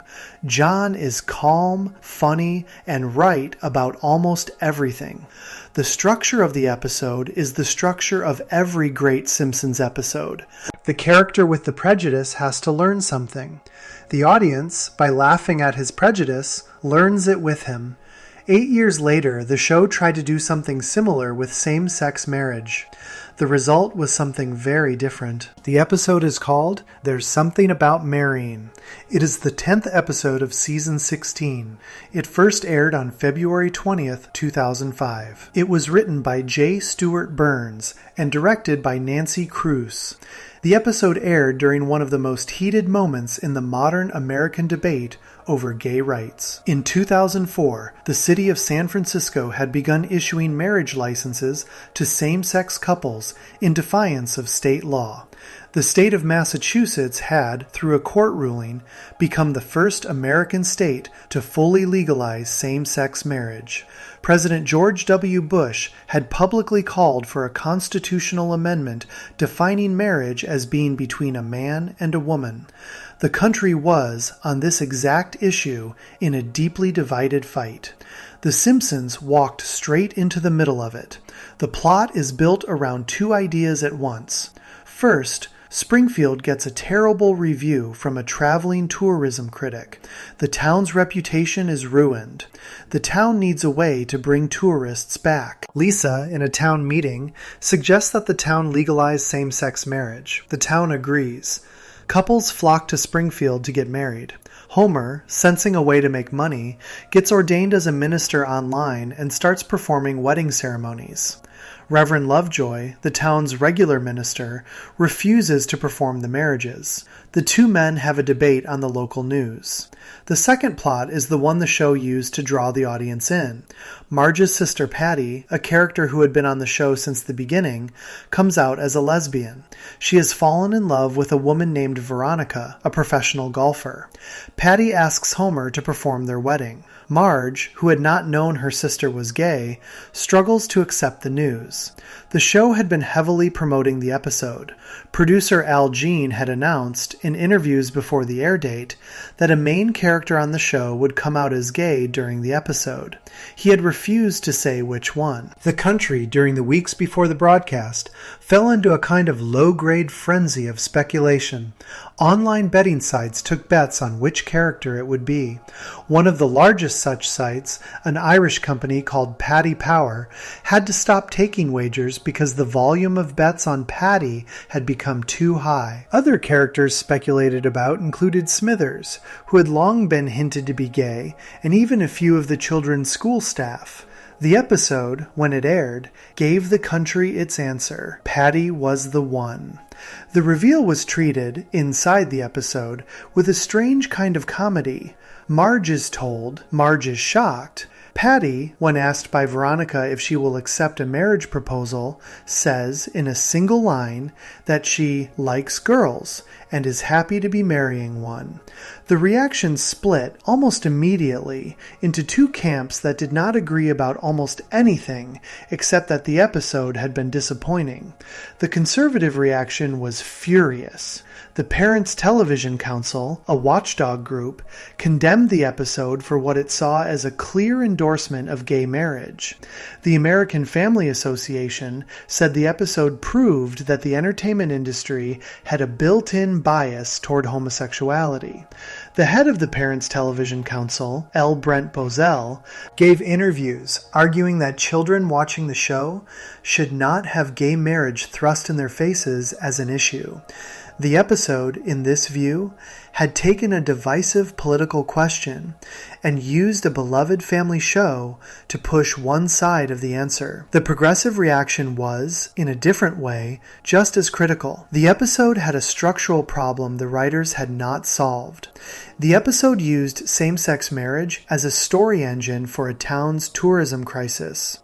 The town legalizes the marriages, the show makes clear, not because the town has come to support gay people, but because the town wants tourists. Reverend Lovejoy refuses the marriages on religious grounds.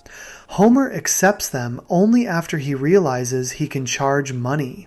Marge, the show's traditional moral compass, comes around to her sister's announcement only slowly and uncomfortably. Lisa, the only character whose support of gay marriage is uncomplicated, is treated by the rest of the town as a naive child. The bigger problem, for many viewers, was the Veronica subplot.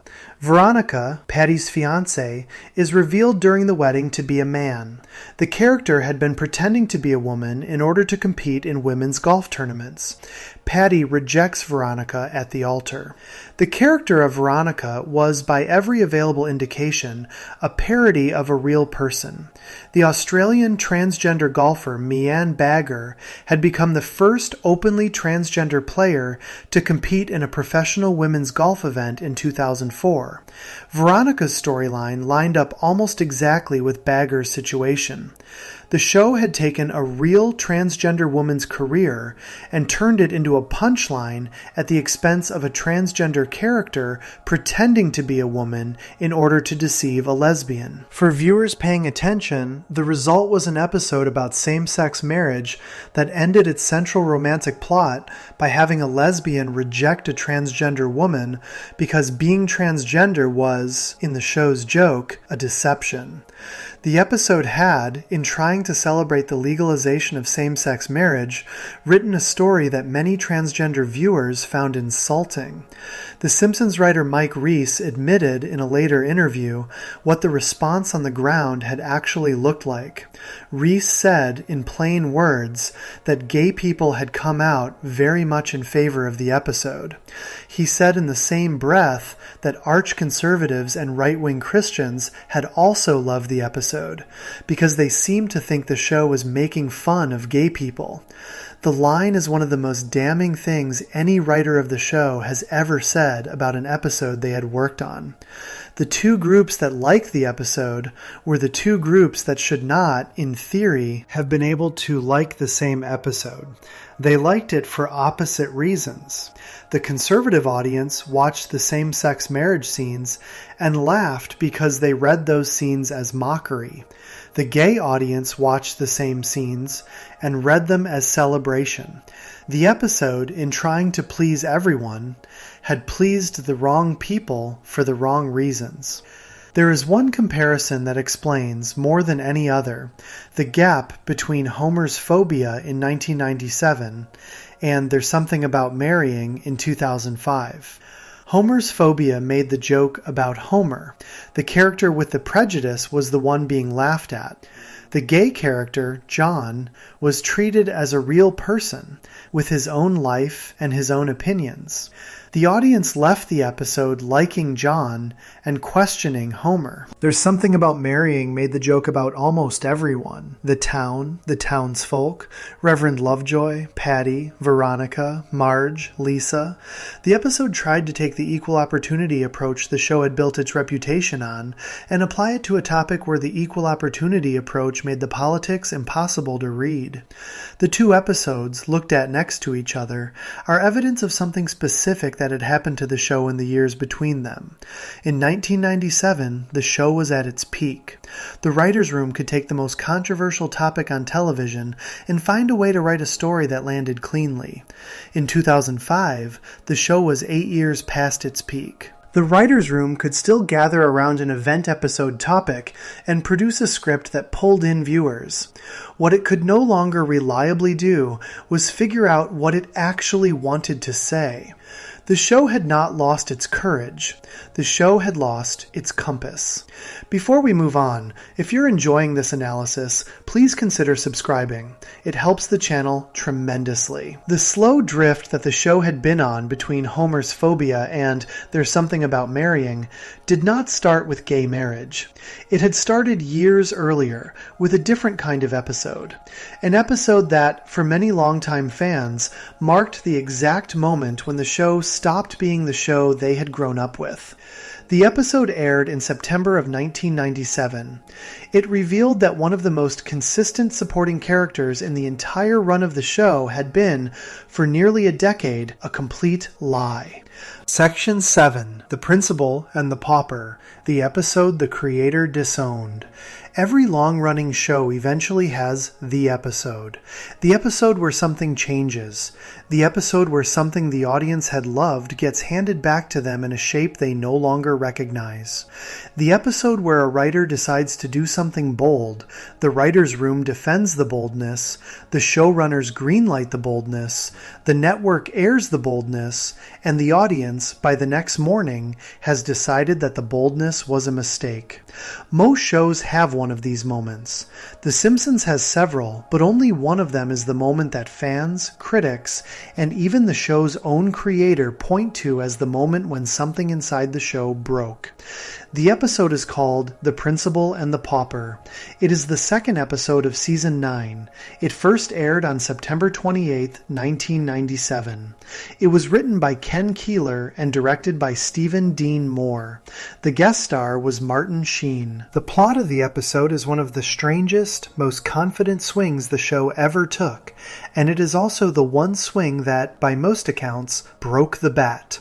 The setup is small at first. Springfield Elementary School is throwing a surprise party for Principal Seymour Skinner, the stiff, mother-haunted school principal who had been a major character on the show since the very first episode in December of 1989. The occasion is Skinner's 20th anniversary as principal.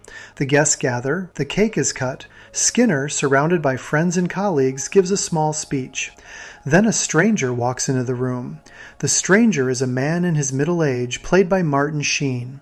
The stranger says in plain words that he is the real Seymour Skinner.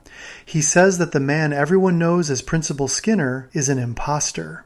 The room reacts. Skinner, for a long moment, does not deny it. Then, slowly, in front of the whole town, he confesses. The story he tells is this. The man Springfield knows as Seymour Skinner is in fact a man named Armin Tamzarian. Armin, in his younger years, was a low-level criminal in Capital City, the larger town near Springfield. He served in the United States Army during the Vietnam War. In Vietnam, he met another young soldier, the real Seymour Skinner, who came from Springfield and dreamed of becoming a teacher. The two became friends. During a battle, the real Skinner was, by all appearances, killed. Armin, devastated, returned to America. He went to Springfield to deliver the news to the real Skinner's mother, the elderly, demanding Agnes Skinner. When Armin arrived, Agnes, in her grief and her aging eyes, mistook him for her own son. Rather than correct her, Armin let the mistake stand. He took on the dead man's name. He became a teacher, then a principal. He lived for 20 years inside another man's life. The real Seymour Skinner, now standing in the room, was not killed in Vietnam after all. He was captured. He spent nearly 25 years in a prisoner of war camp. He has only recently been released. He has come home, expecting to find his old life waiting for him, only to find that another man has been living it. The town is forced to choose. By the end of the episode, the town has chosen Armin. The real Seymour Skinner, the actual war hero, the man whose name and life had been stolen, is run out of Springfield on a literal rail. A judge issues a court order. The court order says, in formal language, that everything will be just like it was before all this happened, and that nobody will ever speak of this matter again. The episode ends. The next episode of the show carries on as if nothing has changed. Principal Skinner is still Principal Skinner.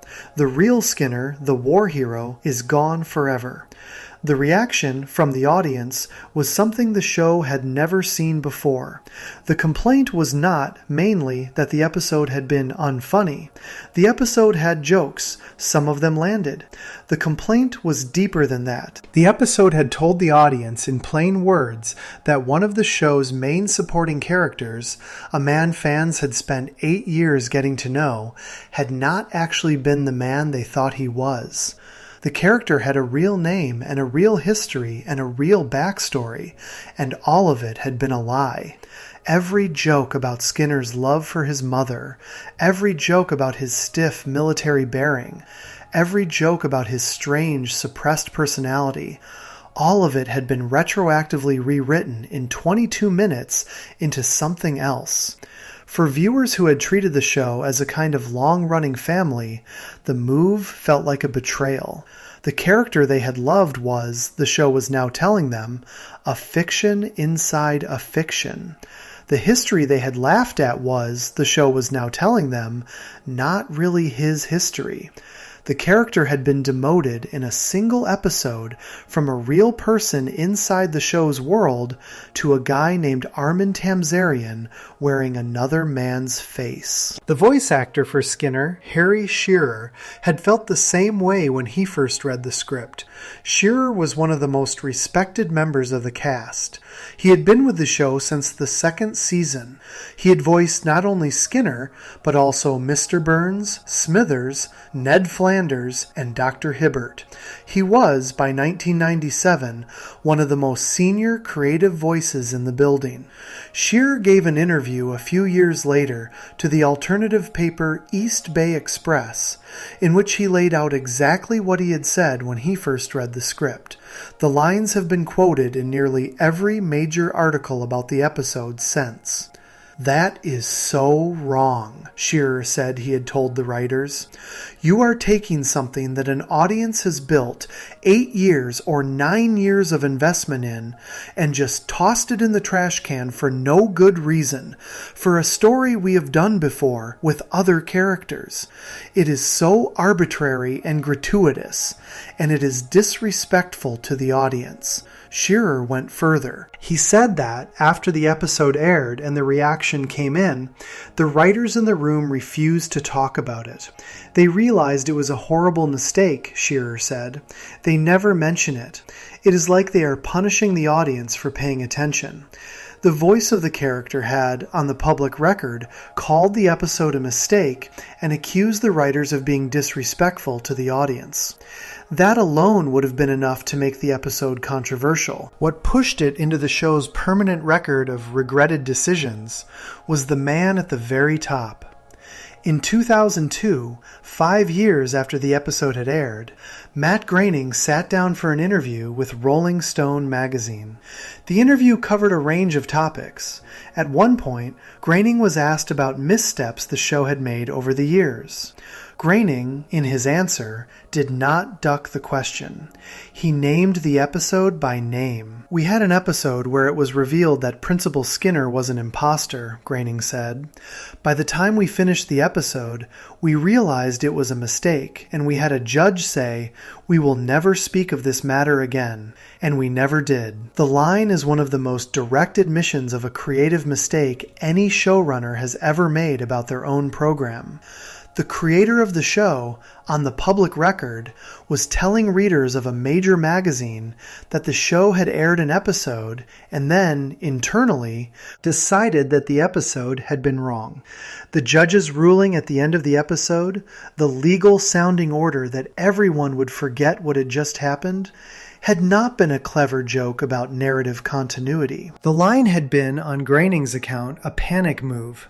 The writers had finished the episode, looked at what they had done, and built a self-destruct switch into the final scene because they already knew, before broadcast, that they had made something they would have to disown.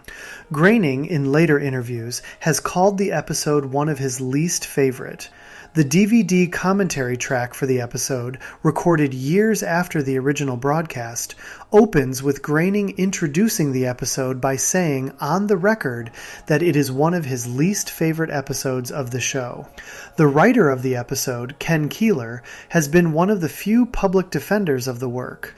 Keeler, who would go on to write some of the most beloved episodes of Futurama, has said in interviews that he believes The Principal and the Pauper is the best work he ever did for television. He has argued that the episode is, in part, a commentary on people who like things just the way they are. The episode is about the audience, Keeler has said. It is about people who, when something disrupts their comfortable understanding of a character or a story, want the disruption undone. The townspeople of Springfield in the episode choose to keep the comfortable lie. The judge orders everyone to forget. The episode, Keeler has argued, is structured precisely to make the viewer think about why they want to forget. The argument is a real one. It is also an argument that, by every available measure, did not save the episode in the eyes of the audience. The two showrunners of the show at the time, Bill Oakley and Josh Weinstein, the same pair who had pushed Homer's phobia through the Fox censors a few months earlier, have also defended the episode. They have argued, in audio commentary, that the episode was meant to be an experiment. They have suggested that fans treat the episode as non-canon, as a one-off thought experiment, separate from the rest of the show's history. The trouble with the experiment defense is that, by 1997, audiences did not, generally, give that kind of license to long-running shows. A serialized comic book might be allowed an alternate universe issue. A weekly cartoon, where viewers had been told for 9 years that what happened on the show was real inside the show's world, could not, with the same ease, suddenly ask its audience to ignore an episode that had just aired in the regular slot, in the regular order, with the regular characters. The show, in the years after the episode, took its own quiet steps to undo it. In a much later episode, in season 26, a brief scene appeared showing a young Seymour Skinner with his mother Agnes. The visual was a small, deliberate piece of evidence that the original Skinner had, in fact, been the Skinner all along. In an earlier season 21 episode called Boy Meets Curl, Agnes Skinner is shown pregnant with Seymour. Other later episodes show Skinner discussing his own birth. Every one of these small moments, taken together, forms a quiet but consistent campaign. The show, in its later years, has chosen to write the Tamzarian reveal out of its own history. The character is, once again, just Seymour Skinner. For many fans and critics, the episode also serves as a kind of marker. The Simpsons has been on the air for so long that arguments about when the show was at its best and when the show began to slip have become a permanent part of how people talk about the show. Different fans pick different turning points. Some fans say the show declined after season 7. Some fans say after season 9 or season 10. Some fans say the show was great straight through to the first movie in 2007. The Principal and the Pauper in many of these arguments is the episode that gets named. The cultural critic Chris Turner, in his 2004 book Planet Simpson, called the episode the broadcast that marked the abrupt plunge from the show's golden age.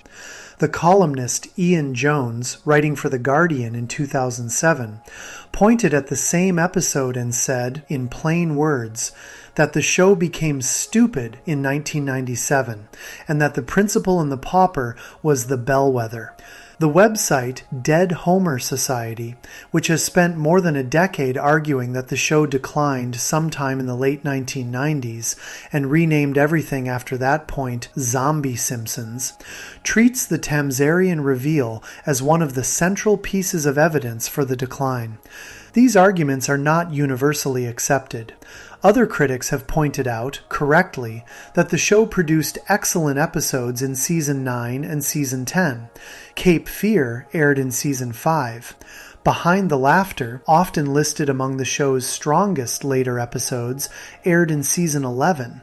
The decline was not a single moment. It was a slow drift. What The Principal and the Pauper did, however, was give the drift a name and a date.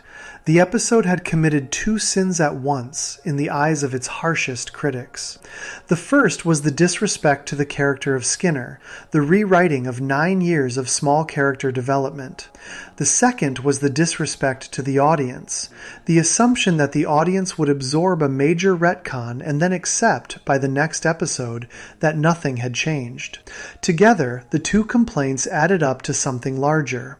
The complaint was that the show, for the first time in its run, had stopped trusting the rules it had built for itself. A long-running comedy, the argument goes, has to keep faith with its own world. The Simpsons had spent 8 years building a small town with consistent characters who behaved in consistent ways. The show could break that consistency for a single episode of Nightmare Logic in a Halloween special. The show could break it for a clip episode or a flashback. What the show could not safely do, without paying a real price, was break it for a regular episode in the regular run, and then ask the audience to keep watching as if the break had not happened. The Principal and the Pauper paid the price. The episode is, by most fan polls, one of the lowest ranked episodes of the entire series.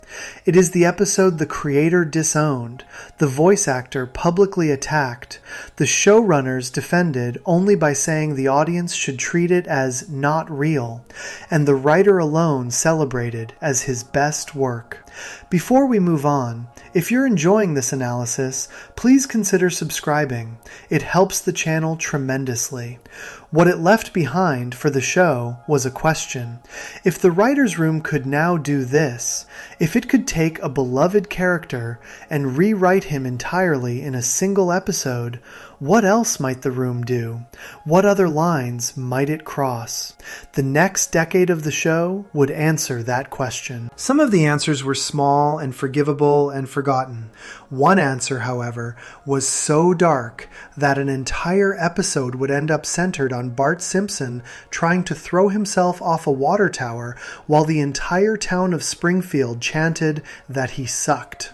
The show was about to find out in 2007 exactly how mean it was willing to be. Section 8, Boys of Bummer, the Bart Suicide Episode.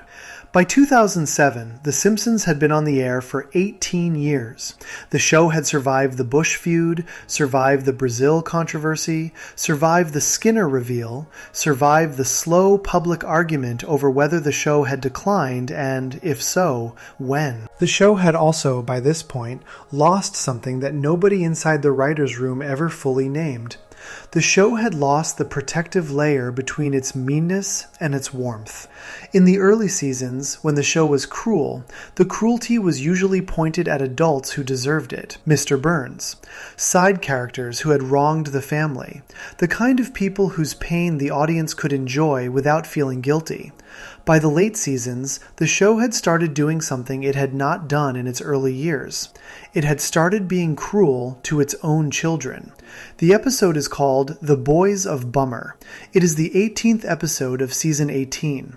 It first aired on April 29, 2007. It was written by Michael Price and directed by Rob Oliver. The episode appeared just 2 months before the release of The Simpsons movie, which would be one of the largest theatrical events the show ever produced. The cultural moment around the show was, in those weeks, larger than it had been in years. Audiences were paying attention. The plot, as a one-line summary, sounds like an ordinary sports comedy. Bart's Little League baseball team, the Springfield Isotots, makes it to the championship game against their rival town, Shelbyville. In the bottom of the 9th inning, with 2 outs, the Isotots are leading 5-2. Shelbyville's batter hits a routine pop fly. The ball drifts toward Bart, who is playing in the outfield. Bart drops the ball. He drops it again when he tries to pick it up. He drops it a 3rd time. By the time he finally gets control of the ball, 4 runs have scored. The Isotots have lost. Shelbyville has won the championship. That is the setup. What happens next is what made the episode notorious. The crowd at the stadium turns on Bart immediately. They throw beer at him. They throw food. Chief Wiggum, the police officer, hurries Bart into his patrol car, which the audience and Bart himself both read as a rescue. Wiggum then drives back into the stadium and opens the patrol car's roof so the crowd can keep throwing trash at Bart. The town is now invested in punishing Bart for the loss. The bullying continues for the rest of the episode. The local radio hosts mock Bart on the air. The townspeople gather outside the Simpson house and chant about how much Bart is hated. Marge takes Bart to a psychologist. The psychologist, instead of helping, joins the bullying. Even Homer, who is usually the one defending Bart from the world, gets pressured into joining in. Lenny and Carl, Homer's friends, who in earlier seasons would never have done anything cruel, also harass Bart. Groundskeeper Willie joins in. Barney joins in. Ralph Wiggum joins in. The episode, scene by scene, makes clear that the entire town, with the exception of Marge and Lisa, has decided to break a 10-year-old child for missing a baseball. Halfway through the episode, Bart climbs to the top of Springfield's water tower. He stands on the edge. The crowd gathers below, looking up. Chief Wiggum, the same police officer who had earlier driven Bart back into the stadium to be pelted with garbage, looks up at Bart and tells him, openly and on screen, to jump. Bart jumps. The fall is broken by a conveniently placed bush, in a kind of cartoon save the show uses to let the moment land while keeping Bart alive. Bart is hospitalized. He is unconscious. Marge and the family visit him in his hospital bed. What the show does next is the thing that turned the episode from a dark joke into one of the most argued about episodes in the show's history. While Bart lies in his hospital bed recovering from the fall, the townspeople gather outside the hospital. They stand in the street below his window. They begin to chant. The chant is simple. The chant is 2 words. Bart sucks. The crowd outside the hospital, which now includes most of the regular characters of Springfield, stands in the street chanting that Bart sucks, while Bart, in the bed, recovers from a suicide attempt that was caused by exactly this kind of harassment. Marge, finally, breaks. She walks outside. She yells at the crowd. She tells them in plain words what they have done. She tells them they have driven her 10-year-old son into the hospital. The town, after Marge's speech, begins to feel guilty. They apologize. As an act of restitution, they restage the entire baseball game, and they keep restaging it, throwing the ball at Bart over and over, until on the 78th attempt, Bart finally catches the ball and the crowd cheers. The episode ends with Bart smiling. Everyone in the show's framing has been forgiven. The reaction to the episode, when it aired, was not what the writers had expected. The episode received the lowest IMDb user score of any Simpsons episode up to that point in the run. The website IGN, which had reviewed Simpsons episodes for years, gave the episode 4 out of 10. As of the latest counts, the episode sits at a 5.9 out of 10 on IMDb, based on roughly 1,900 user votes, a score that places it among the lowest rated episodes the show has ever produced. The qualitative reaction was sharper than the score suggested. Across blogs, fan forums, and review sites, the same words appeared again and again: mean-spirited, cruel, disturbing, out of character. The complaint was not exactly that the episode had handled a heavy topic. The Simpsons had handled heavy topics before. Maude Flanders had been killed off in season 11. Episodes had dealt with Lisa's depression, with Marge's gambling addiction, with Homer's near death from a heart attack. The complaint was about how this particular heavy topic had been handled. The episode was, in part, designed as a parody of a real-world incident. In the 2003 Major League Baseball playoffs, a Chicago Cubs fan named Steve Bartman had reached over the wall of the stadium during a game to try to catch a foul ball. His attempt to catch the ball had prevented Cubs left fielder Moises Alou from making the play. The Cubs went on to lose the game and eventually the series. Bartman, after the game, became the target of one of the largest piling-on campaigns in modern American sports history. He was harassed by fans. His personal information was leaked online. He had to leave his home for his own safety. The Bartman incident had been, in 2003, a real-world example of how a single sports moment could turn an ordinary person into the focus of a town's collective rage. The Boys a Bummer was, on its writing room level, an attempt to satirize that kind of public meanness. The writers wanted to point at how cruel sports fans can be. They wanted to push the cruelty to such an absurd extreme that the audience would step back from it. The intended effect was the kind of thing The Simpsons had pulled off many times before. Show the world as too mean to be real. Make the audience laugh at how mean. Then let them realize that the world is sometimes, in fact, that mean. The episode did not pull it off. The reason it did not pull it off is something critics have written about extensively in the years since. The cruelty in The Boys of Bummer is not pointed at adults who deserve it. The cruelty is pointed at a 10-year-old child. The child is one of the show's main characters. The show has spent 18 years asking the audience to love this child, to then put the child through 22 minutes of the most relentless harassment the show has ever depicted, to bring the child to the edge of suicide, and to play almost all of it for jokes, was a tonal choice that the audience could not absorb. There is a moment in the episode that captures the failure cleanly. Bart is at the top of the water tower. He is preparing to jump. Chief Wiggum is below, looking up. The reading of the scene that the writers seem to have intended is satire. Chief Wiggum is so stupid, so caught up in the mob, that he can no longer recognize a child in distress. The reading the audience actually had was different. The audience read the scene as a child trying to take his own life, while a uniformed adult, on screen, encouraged him to do it. The two readings were not really compatible. The episode also has a problem the early seasons of the show never had. In the early seasons, when one of the family members went through something painful, at least one of the other family members was there to anchor the audience. Homer might be cruel, but Marge would be kind. Lisa might be miserable, but the family would gather around her. The shape of the episode, even the dark ones, kept the family unit intact. In The Boys of Bummer, that anchor breaks.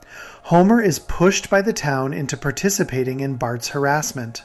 Homer joins in the booing. Homer fails to defend his son.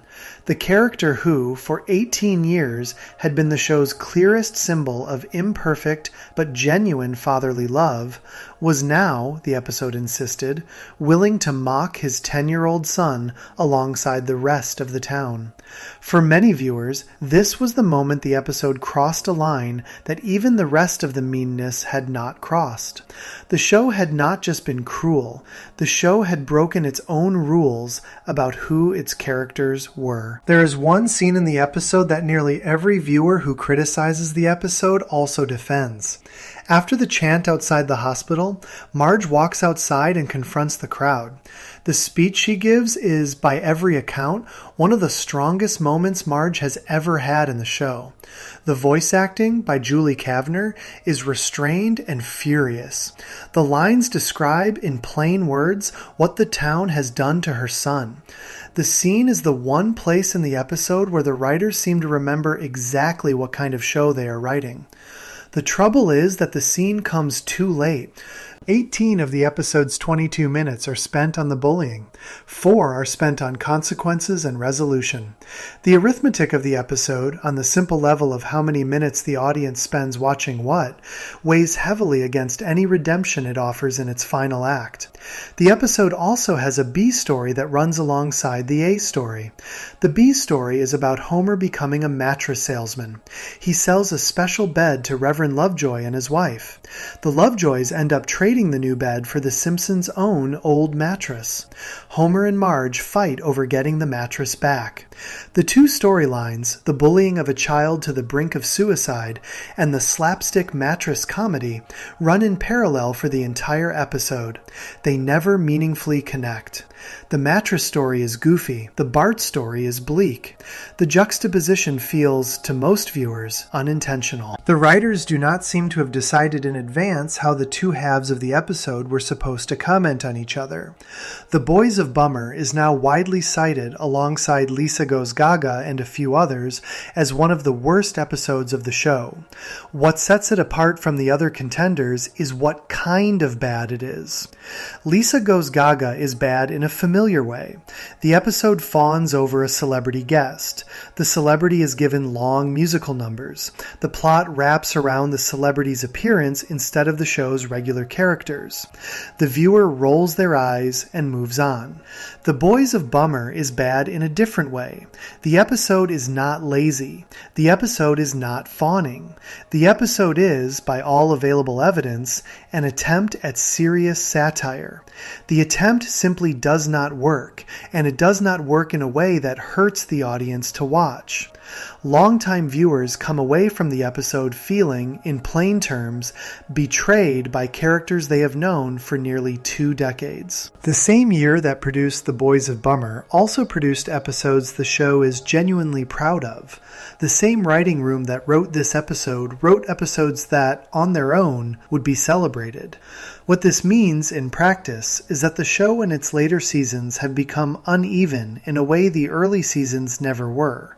The early seasons could be trusted, the late seasons could not. Any given episode might be brilliant. Any given episode might be The Boys of Bummer. Looking at the broader pattern of the show's late season controversies, The Boys of Bummer also fits inside a category that includes episodes the show is much less proud of than it lets on. Lisa Goes Gaga, with its gushing tribute to a 2012 pop star. The Musk Who Fell to Earth, the 2015 episode in which Elon Musk played himself as a kind of saintly genius and the rest of Springfield gathered around to admire him. These episodes share, with The Boys of Bummer, a single underlying problem. The show, in its late seasons, kept losing its sense of how much weight the regular characters could carry.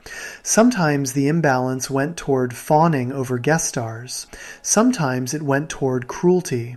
Either way, the same instinct had broken. The show had stopped being able to tell, with any reliability, when it was making something the audience would enjoy, and when it was making something the audience would simply, slowly turn away from. Before we move on, if you're enjoying this analysis, please consider subscribing. It helps the channel tremendously. The Simpsons, in the years after Boys of Bummer, did not stop making controversial episodes. The show simply moved most of its biggest controversies offshore. Some of the most heated reactions to the show's episodes in the next decade would not come from American viewers at all. They would come from countries where a single line of dialogue dropped into a script in Los Angeles could cause governments to ban the entire episode from broadcast. Argentina, China, Japan, Germany, the United Kingdom. Each one had its own moment with the show. Each one drew its own line. Section 9. Banned around the world. The Argentina, China, Japan, Germany, and UK bans. The Simpsons is, by some counts, the most translated show in television history. The show airs, or has aired, in nearly every country where television exists. The show has been dubbed into dozens of languages. The show has, at one point or another, been a regular Sunday night fixture in living rooms from Tokyo to Buenos Aires to London to Berlin. What that level of global reach means in practice is that the show has had hundreds of opportunities to step on a cultural nerve in a country whose nerves the writers in Los Angeles did not know they were about to step on. Out of more than 750 episodes, 11 have been formally banned, pulled, or quietly removed in specific countries. Each ban tells a story. The Argentina case is the cleanest example. The episode is called E Pluribus Vigum. It is the 10th episode of season 19, and it first aired in January of 2008. The plot is a satire of American politics. Homer accidentally destroys Springfield's fast food district. The town, needing money, agrees to host the first presidential primary of the season. The candidates flood in. The townspeople, sick of being courted, vote for the most ridiculous person they can think of, the dim-witted child, Ralph Wiggum. The episode is a clear and clever piece of writing. It earned Michael Price a nomination for the Writers Guild of America Award. The trouble was a single exchange. Lenny and Carl, sitting at the bar, are talking about how nice it would be to have a strong leader. Carl says in plain words that he could really go for some kind of military dictator like Juan Perón. He adds, on the same beat, that when Perón disappeared, you stayed disappeared. The line was a joke. The line was also, for an enormous number of viewers in Argentina, an open wound. The disappearance of Argentine citizens by their own government is a real, recent piece of history. During what is called the Dirty War, between 1976 and 1983, as many as 30,000 Argentines were taken from their homes by their own military government. Many were never found. The political party Perón had founded decades earlier was the same party that, under different leaders, would later be associated with the early stages of those disappearances. The reaction was immediate. The clip of the scene was uploaded to YouTube. It was viewed more than 10,000 times in Argentina alone. Lorenzo Pepe, a former Argentine congressman and the president of the Juan Domingo Perón Institute, said publicly that the disappearances were still an open wound and that this kind of joke caused harm.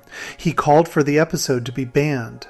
Fox made a decision the network had almost never made before.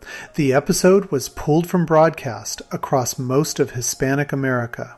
Argentina did not see the episode at all. The ban lasted 8 years. The episode finally aired in Argentina in September of 2016, after the end of the Kirchner political era. in an edited version that softened the original lines. The China case is more recent, and it shows how the show's most dangerous jokes age into different problems over time. The episode is called Goo Goo Gai Pan, the 12th episode of season 16, which first aired in March of 2005. Selma, Marge's sister, learns she is going through menopause and, suddenly desperate to have a child, decides to adopt one from China. The family travels to Beijing. While they are in China, they visit Tiananmen Square. In the square, the show puts up a sign.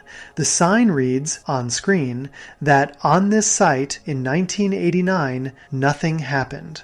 The line is a joke about the Chinese government's policy of erasing the 1989 Tiananmen Square massacre from public memory. The episode also shows the embalmed body of Mao Zedong and parodies the famous photograph of the lone protester standing in front of a row of tanks. In 2006, China banned all foreign cartoons from airing during prime children's viewing hours. The Simpsons, including this episode, was effectively pushed out of Chinese television. When Disney Plus launched in China in 2021, with The Simpsons in the catalog, viewers in mainland China and Hong Kong noticed something. Goo Goo Gai Pan was not on the platform. The episode had been quietly removed. Hong Kong, which until recently had been a place of relatively free speech under Chinese rule, had also lost access to the episode. The decision had not been announced. It had simply happened. The Japan case is older and stranger. The episode is called 30 Minutes Over Tokyo, the 23rd episode of Season 10, which aired in May of 1999. The Simpson family travels to Japan. The episode contains many jokes that play on Japanese cultural tropes. The episode also contains a scene at a sumo match. During the match, Homer throws then-Emperor Akihito into a basket of soiled sumo wrestler clothing. The Japanese imperial family is, in Japan, treated with a level of cultural reverence that the writers in Los Angeles did not appear to have fully understood. The scene was considered a deep insult. The episode has not, to this day, aired in its original form on Japanese broadcast television. There was a second Japanese ban that the show ran into. The episode is called Little Big Mom from season 11, in which Lisa convinces Bart and Homer that they have leprosy and need to be sent to a clinic in Hawaii. Japan has a long, painful history of mistreating people with the disease. The episode was never aired in the country. The Germany case is the oldest of the major bans. The episode is Cape Fear, the second episode of season 5, which first aired in October of 1993. The episode is widely considered one of the greatest of the entire run. Hank Azaria has called it his favorite episode of the show. The reason Germany banned it had nothing to do with the main plot of Sideshow Bob trying to murder Bart. The reason was a brief comedy bit early in the episode. A fictional show within the show, called Up Late with McBain, has a sketch in which the announcer is dressed as a uniformed officer of the Nazi SS with the rank of Obergruppenführer. German law, since the end of the Second World War, has strict rules against the unauthorized depiction of Nazi symbols and ranks. The joke, harmless in American context, ran straight into German law. Cape Fear was banned in Germany until 1999. When the episode finally aired in Germany, the opening sketch was cut entirely. The episode begins, in the German cut, with Marge handing the children their mail. The United Kingdom case is the gun case. The episode is The Cartridge Family, the 5th episode of Season 9, which first aired in November of 1997. Homer, after being scared during a soccer riot, decides to buy a handgun to protect his family. He carries the gun everywhere. He uses it to do household chores. By the end of the episode, Marge throws the gun in the trash, hesitates for a moment as she catches her own reflection holding it and likes how she looks, and then leaves it there. The British satellite channel Sky One, which had been the main UK home of the show, refused to air the episode at first. The mix of the soccer riot, which played on real British anxieties about football violence, and the cheerful depiction of casual gun ownership, which played on real American gun culture, was too much for the network. The episode was pulled. It was eventually included on a UK home video release titled The Simpsons: Too Hot for TV, which collected episodes British networks had refused to air. Years later, the episode was finally broadcast on UK television, with the final scene altered. In the British cut, the moment where Marge looks at her own reflection and decides she likes how the gun looks was edited out. The British version simply has Marge throwing the gun away cleanly. The pattern across all of these bands is something worth noticing. The show, in each case, had not been targeting the country. The Argentina joke was a one-line gag inside an episode about American politics.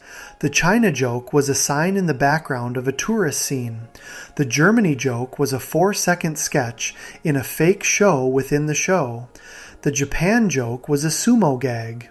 The UK problem was the cheerful tone of a single American debate translated into a country with very different gun laws.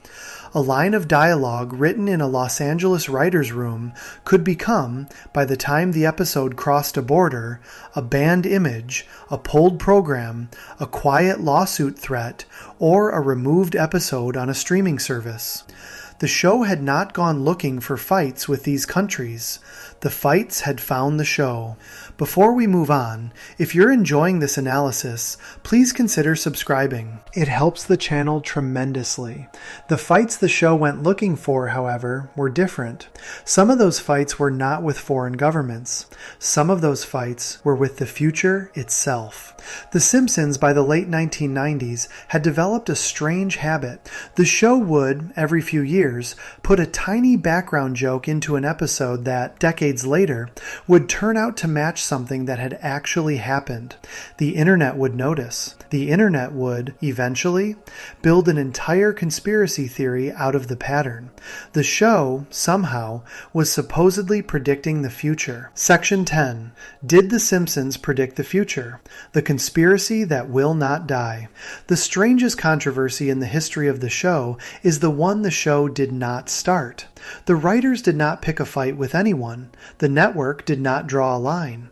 No country threatened legal action. What happened instead was that the show stayed on the air long enough and produced enough background jokes inside enough episodes that the internet eventually began treating the show as a kind of secret prophet. Every time something dramatic happened in the world, somebody, somewhere, would dig through old episodes and find a frame that, at a certain angle, looked like the show had seen it coming. The pattern repeated. The pattern grew. By the late 2000s, The Simpsons had become, in the imagination of millions of people online, a show that could predict the future. The most famous example, the one most often cited, is Donald Trump. The episode is called Bart to the Future. It is the 17th episode of Season 11, and it first aired on March 19, 2000. The plot is straightforward. Bart is shown a vision of his own future. The vision shows Lisa as the President of the United States. In one scene, the newly sworn-in President Lisa, sitting behind her desk in the White House, says a single line. As you know, she says, "We have inherited quite a budget crunch from President Trump." The line was a one-off joke. It aired 16 years before Donald Trump actually won the presidency. When Trump did win in November of 2016, the line went viral. Clips of the scene, often paired with footage of Trump's actual inauguration, spread across social media. The Simpsons, the caption said, had predicted it. The writer of the episode, Dan Greaney, gave an interview to The Hollywood Reporter explaining the original choice. The line had been pitched, Greaney said, as a warning. It seemed like the logical last stop before hitting bottom, Greaney said. It was pitched because it was consistent with the vision of America going insane. The show's longtime showrunner, Al Jean, has been answering questions about the Trump line for nearly a decade. In an interview with the MIT Technology Review in October of 2025, Jean made a point that often gets lost in the conversation. In the year 2000, when the episode aired, Trump was actively talking in public about running for president.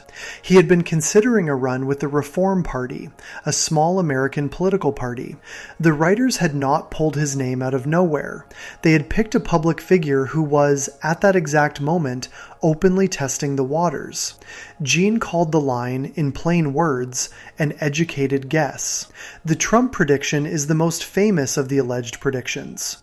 There are many others. Each one has a similar shape. A small joke from an old episode, a real-world event that, decades later, lines up with the joke, a flood of social media posts pointing at the match. The Disney and Fox merger is another example. In 1998, in a season 10 episode called When You Dish Upon a Star, the show put a small sight gag in the background of a scene. The 20th Century Fox studio logo, briefly visible, has a line of small text underneath it.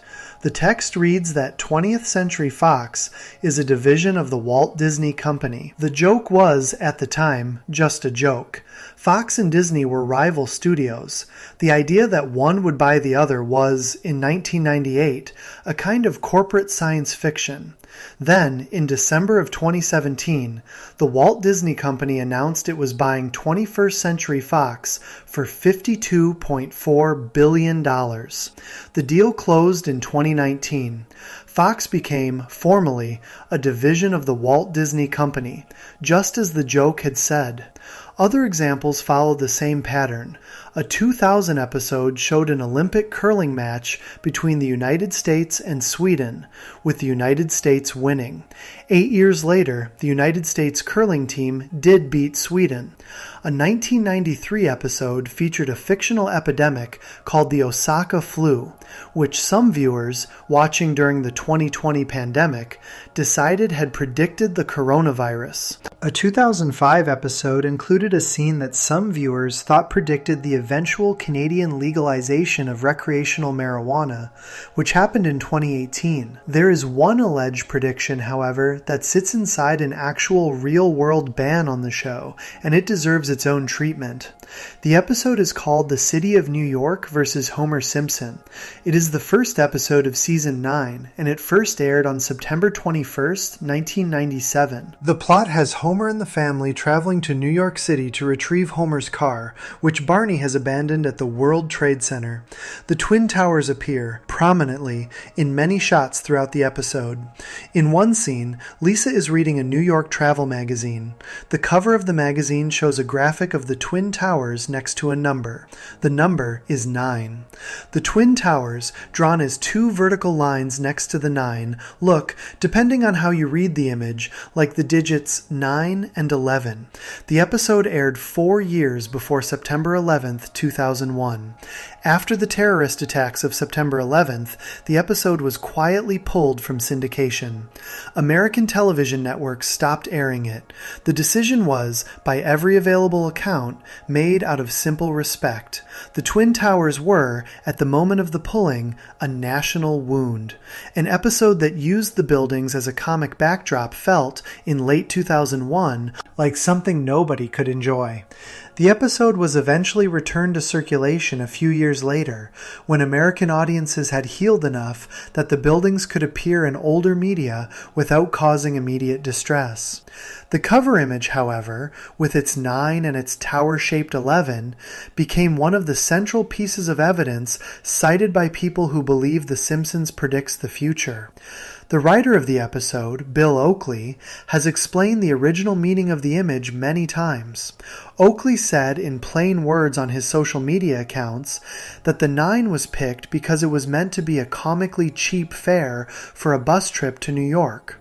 The artist, when designing an advertisement for a bus trip to New York, had logically included a small picture of the New York skyline next to the price.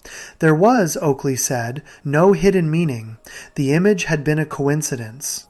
The reasonable response to the Trump line, the Disney line, the curling line, the bus advertisement, and all of the other so-called predictions is the same response. The Simpsons has produced more than 700 episodes. Each episode contains, at minimum, dozens of background jokes, sight gags, throwaway references, and one-line predictions about the near or distant future. Across 35 years and 700 episodes, the show has made, in total, tens of thousands of small statements about what the world might do next. By simple statistics, some percentage of those statements were going to match real events that happened later. The matches are not predictions. The matches are coincidences inside an enormous sample size. What makes this controversy interesting is what the conspiracy theory has done with the matches. Online, especially on social media platforms where image-based posts spread quickly, fake Simpsons screenshots have begun to circulate. Al Jean, in his MIT Technology Review interview, addressed this directly. After major real-world events, Jean said, fans now create fake Simpsons frames designed to look like the show predicted those events. After the 2024 collapse of the Francis Scott Key Bridge in Baltimore, fake screenshots circulated showing The Simpsons supposedly predicting the collapse. After the 2019 fire at the Notre Dame Cathedral in Paris, fake screenshots circulated showing the show predicting the fire. None of those screenshots came from real episodes. The fakes are, in their own way, the final stage of the prediction conspiracy. The internet had become so convinced that the show predicted the future that the internet was now manufacturing predictions itself after the fact to keep feeding the pattern. The show was no longer the source. The show was the symbol. Whatever happened in the world, somebody on Twitter or TikTok would now produce a Simpsons frame to match it, real or invented, and the post would go viral, and the legend would grow. The writers, by every available account, are deeply uncomfortable with what the prediction conspiracy has become. The show has fans who now treat its episodes the way some people treat the writings of medieval seers, looking for hidden meanings the writers never intended. The room itself, however, is just a room of comedy writers. They watch the news, they write jokes. They guess, sometimes, at where the country might be heading. Sometimes the guesses turn out to be right. Most of the time, the guesses are forgotten because the events they imagined never happened. What the prediction conspiracy actually shows is something larger than the show itself. The Simpsons, by being on the air for so long and engaging so directly with the culture around it, has accumulated a kind of cultural weight that very few shows ever achieve. Audiences look to the show now for explanations of the world. The show is a mirror that has been hanging in American living rooms for 36 years. People look into it long enough that they start seeing things in it that the people who built the mirror never put there. The show is, in every meaningful sense, no longer just a show. The show is a piece of how the country talks to itself. If you enjoyed this video essay, make sure to subscribe. Thanks for watching, and I'll see you in the next one.